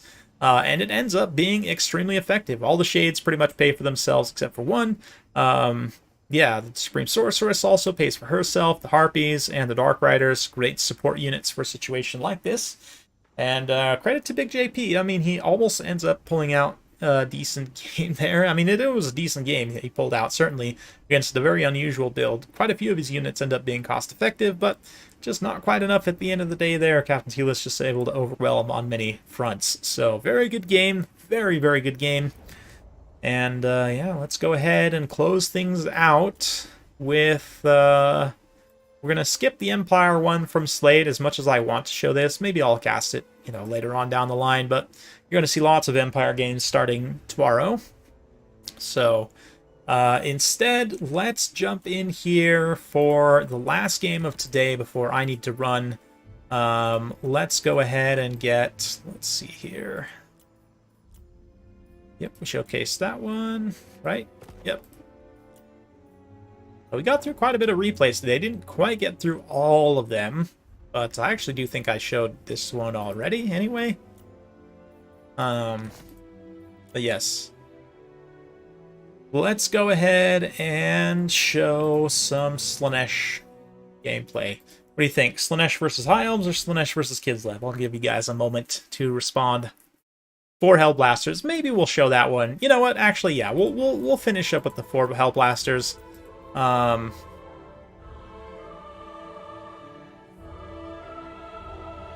Oh, Dwarfs versus Cathay. You did want to see this 4 Bolt Thrower army? Yeah, we can run through these real quick, I guess, from Tequila Sunset.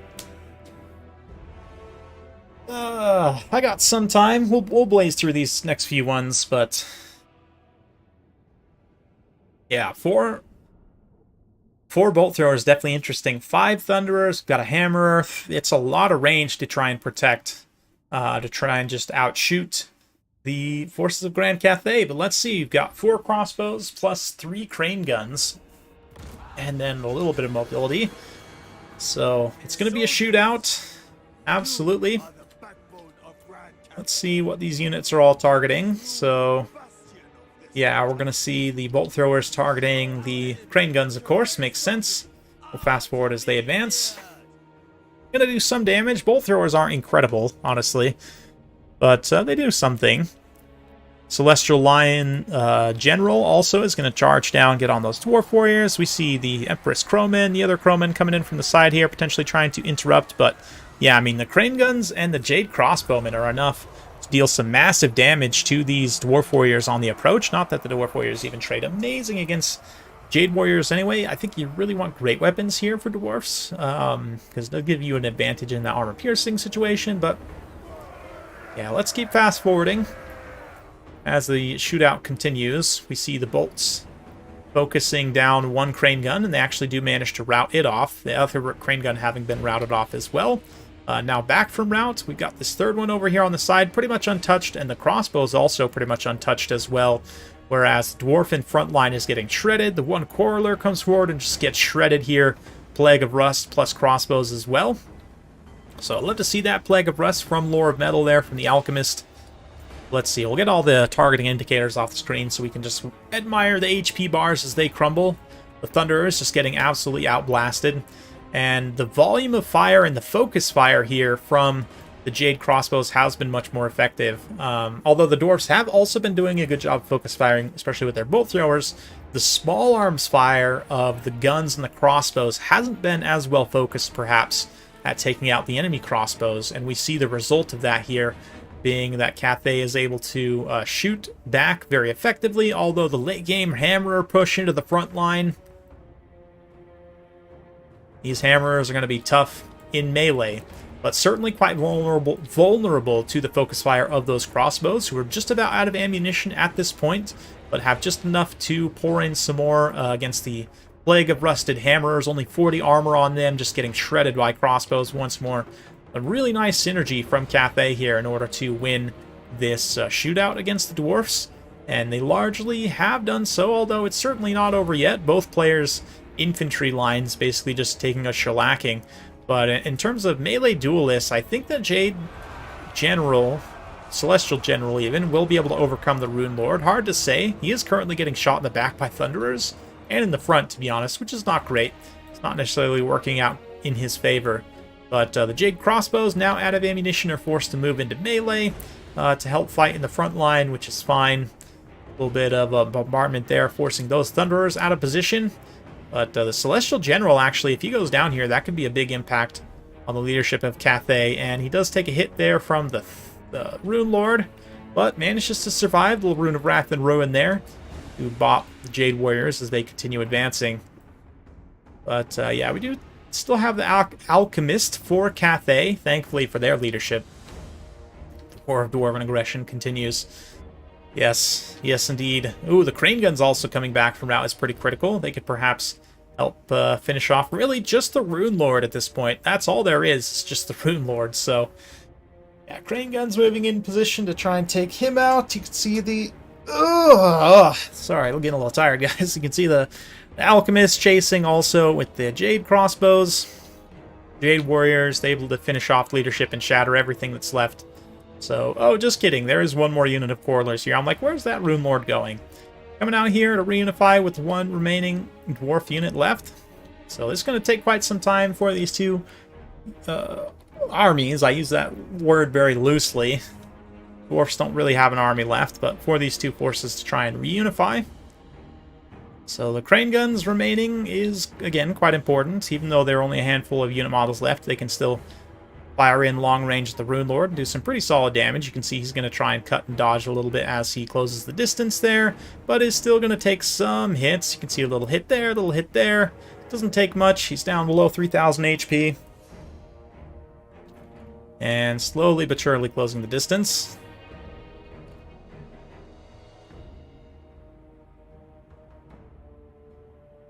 Celestial General comes back around for one more go. Let's see, we could maybe see a Plague of Rust from the Alchemist if he has enough magic left. She has enough magic left, rather. Jade Crossbows going out to chase the Quarrelers there. It's just absolutely hilarious. So yeah, this is going to go on for quite some time. Just, you know, just dwarf things. There's the Plague of Rust. As the Jade Crossbowmen fight, just a regular Plague of Rust, no overcast. He's going to do some damage, and then again, as the Rune Lord sort of disengages there, he's going to take some damage from the Crane Gun, shooting him from multiple angles. Meantime, this one remaining Dwarf Quarreler is just going to kite, not wanting to get caught up. But the saga of the Rune Lord will continue as he tries his best to do, I'm not sure exactly what, he's just kind of running around in circles, just dodge the shots of the Crane Guns, I guess. Yeah, the Crane Guns actually do shatter there, so there's not really much point in continuing to dodge, but does get another Plague of Rust up. And with enough damage taken, he is going to be vulnerable to error from the Celestial General. The Celestial General, of course, on the Lion does cause terror, and the Rune Lord is not immune to psychology, so another Plague of Rust there. Little leadership debuff from the Lion. Will it be enough? Yep, it's enough to terrify away the Rune Lord, and that's all she wrote. Right? Yeah. So, very fitting end for the Dwarfs, just getting absolutely destroyed there. And the Crane Guns actually don't end up doing all that much. Only one pays for itself. The real value comes from the crossbows and the Plague of Rust synergy with the Alchemist. Great job by Tequila Sunset. Focus firing on those crossbows. And again, the Dwarf player here did a decent job focus firing of the Bolt Throwers. They actually mostly paid for themselves. The other small arms units, though, Thunderers do not. Neither do the Quarrelers. And I think that's largely down to them not focusing effectively. So, GG indeed. That was closer than I would have thought. Me too. But let's go ahead and wash ourselves of such filth. And let's go ahead and go to one Slaanesh game. I think we'll do Slaanesh versus High Elves.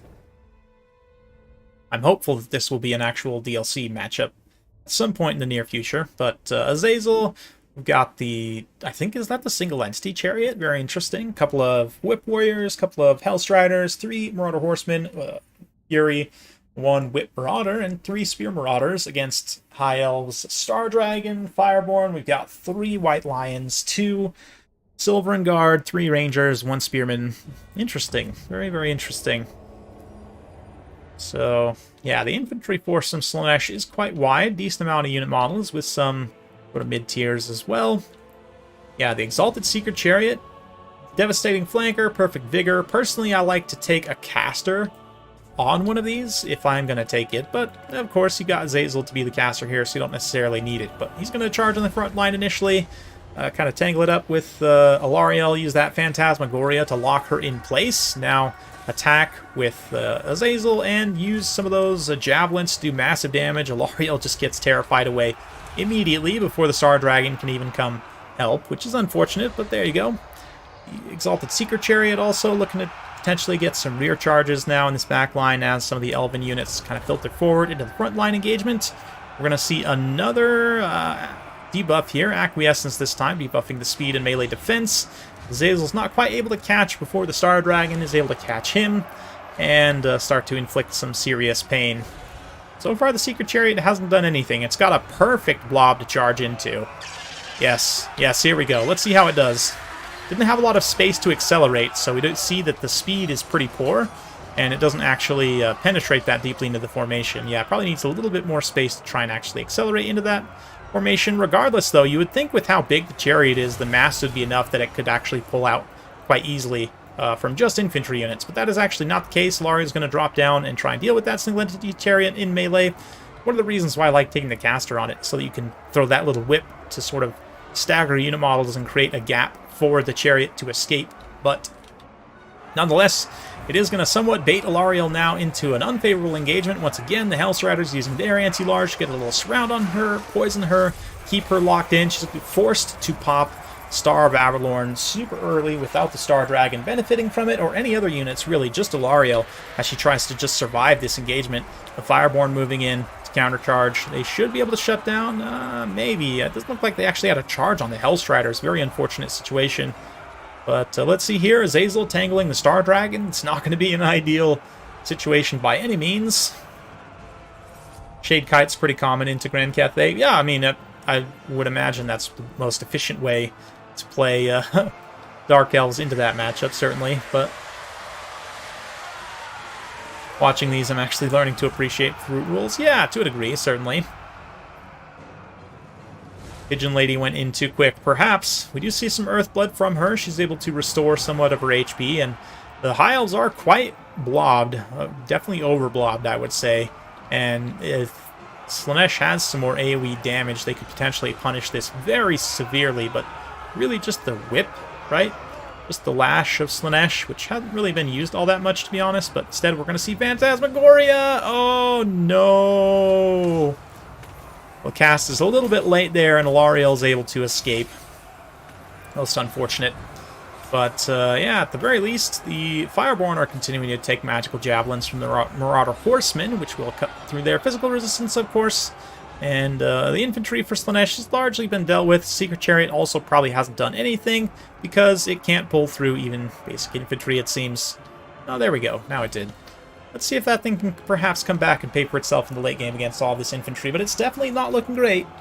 Definitely not looking great for Slaanesh. That Fireborn's definitely giving them massive problems. And Alarielle wasn't quite fully sniped, so she's going to come back and heal herself back up, no doubt, and be able to keep sustaining this fight. Definitely not the best situation by any means, but Azazel now trying to close the distance as the dragon closes the Chariot. He's going to try and rear charge the dragon and distract it, allow the Chariot some time and space to work. So let's see, with some actual acceleration space, there we go, that's more like it. That's more of what I would expect for the Exalted Secret Chariot on devastating rear charge there. Does some fairly solid damage and is able to actually pull away. Helping Slaanesh kind of equalize that fight somewhat. Acquiescence also on the Star Dragon allows Azazel to actually trade okay momentarily. Yeah, Slaanesh definitely not out of this yet, as they kind of kite the Fireborn around with their Marauder Horsemen a little bit. Alarielle charges down for some reason into the Marauder Horsemen. I have no idea why, but the Fireborn are close enough, certainly, that they can help. They're going to absolutely crush, just really smash those remaining Hellstriders, literally to the last man, and then continue following up, bailing Alarielle out. Really not looking great for Slaanesh right now, but perhaps Azazel can finish the Star Dragon, although he himself has taken massive damage as a result.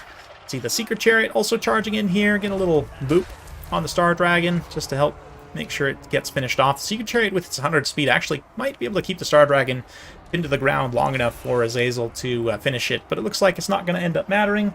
Yeah, Azazel's going to be able to mostly finish it anyway. Maybe not, actually. The Earthblood and Alarielle might be able to recover slightly here. Slaanesh Chariot manages to mostly only charge through its own men on that charge, which is quite impressive.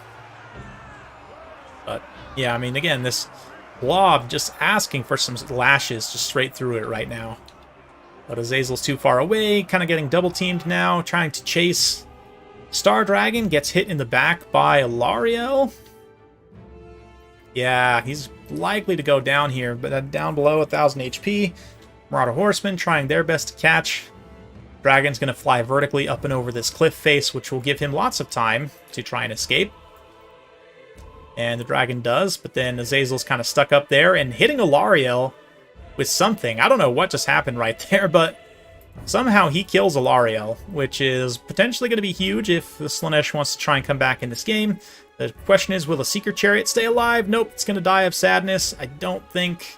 Yep, with that thing gone, I think that's probably army losses.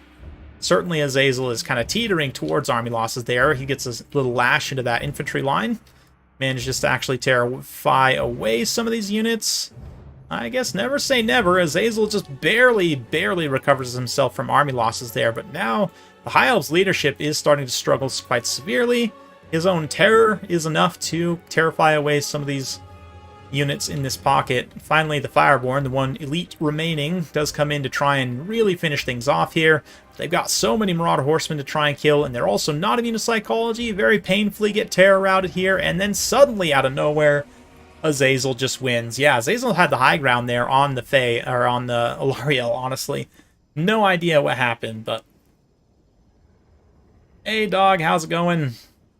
Came in just at the end. We're actually about to finish, unfortunately. Had a relatively short stream for today, because I've got a lot of content coming for you guys. But yeah, Azazel, man, manages to pull out the win there. Don't ask me how, but he does. Very painful game for the High Elves, no doubt. But let's finish up, as we started, with the Slate X replay. With Slade we begin, and with Slade we end. So GG indeed. And the Quad Hellblaster will be the way to see things off, and it's also a nice transition into the new update, right? Because obviously it's going to be focused around the Empire and Dwarfs and Nurgle. So we'll ring things out and in with the Empire and Quad Hellblasters. We've got the Zintler's Reichsguard. Yeah, Knights of the Blazing Sun, Regiment of Renown Free Company, and some handgunners. And more Free Company. Yeah, I love the Free Company, like, Vanguard on the side, just to send a message immediately, like, you know, get on the back foot, this is my battle. You see the Hellblasters immediately opening up as well. Their golden chevrons are going to make their fire rates and accuracy, you know, at least on paper, absolutely insane.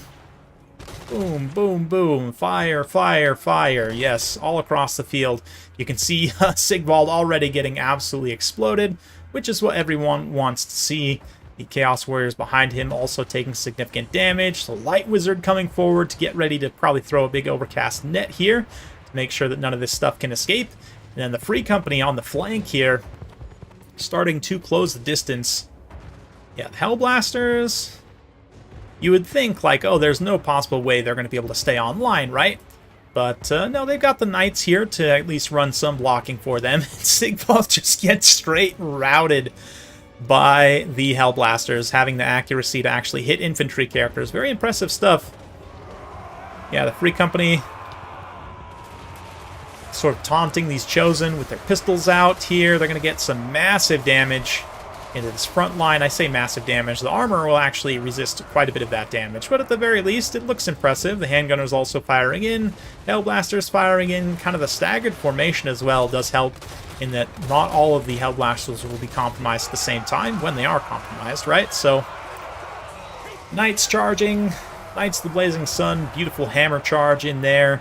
We see a net on this unit of Chaos Warriors. The Light Wizard himself just interrupts the other Chaos Warriors, so even though there's no front line here, you don't really need a front line to protect an artillery line like this if you're Slade, right? You just use everything else that you have access to in your arsenal. But the Chosen just getting shredded here by, yeah, the Tzeentch Warriors about to close on that Hellblaster, but not before it just absolutely gives a few more of these Chosen. Same thing in the center. Again, the staggered formation here means these Hellblasters continue firing, and like firing up and over too at, wow, the Sorcerer of Death there. This Chosen also being smashed as it continues to chase the handgunners there. Free Company moving in to actually route and clean up quite a few of these different units.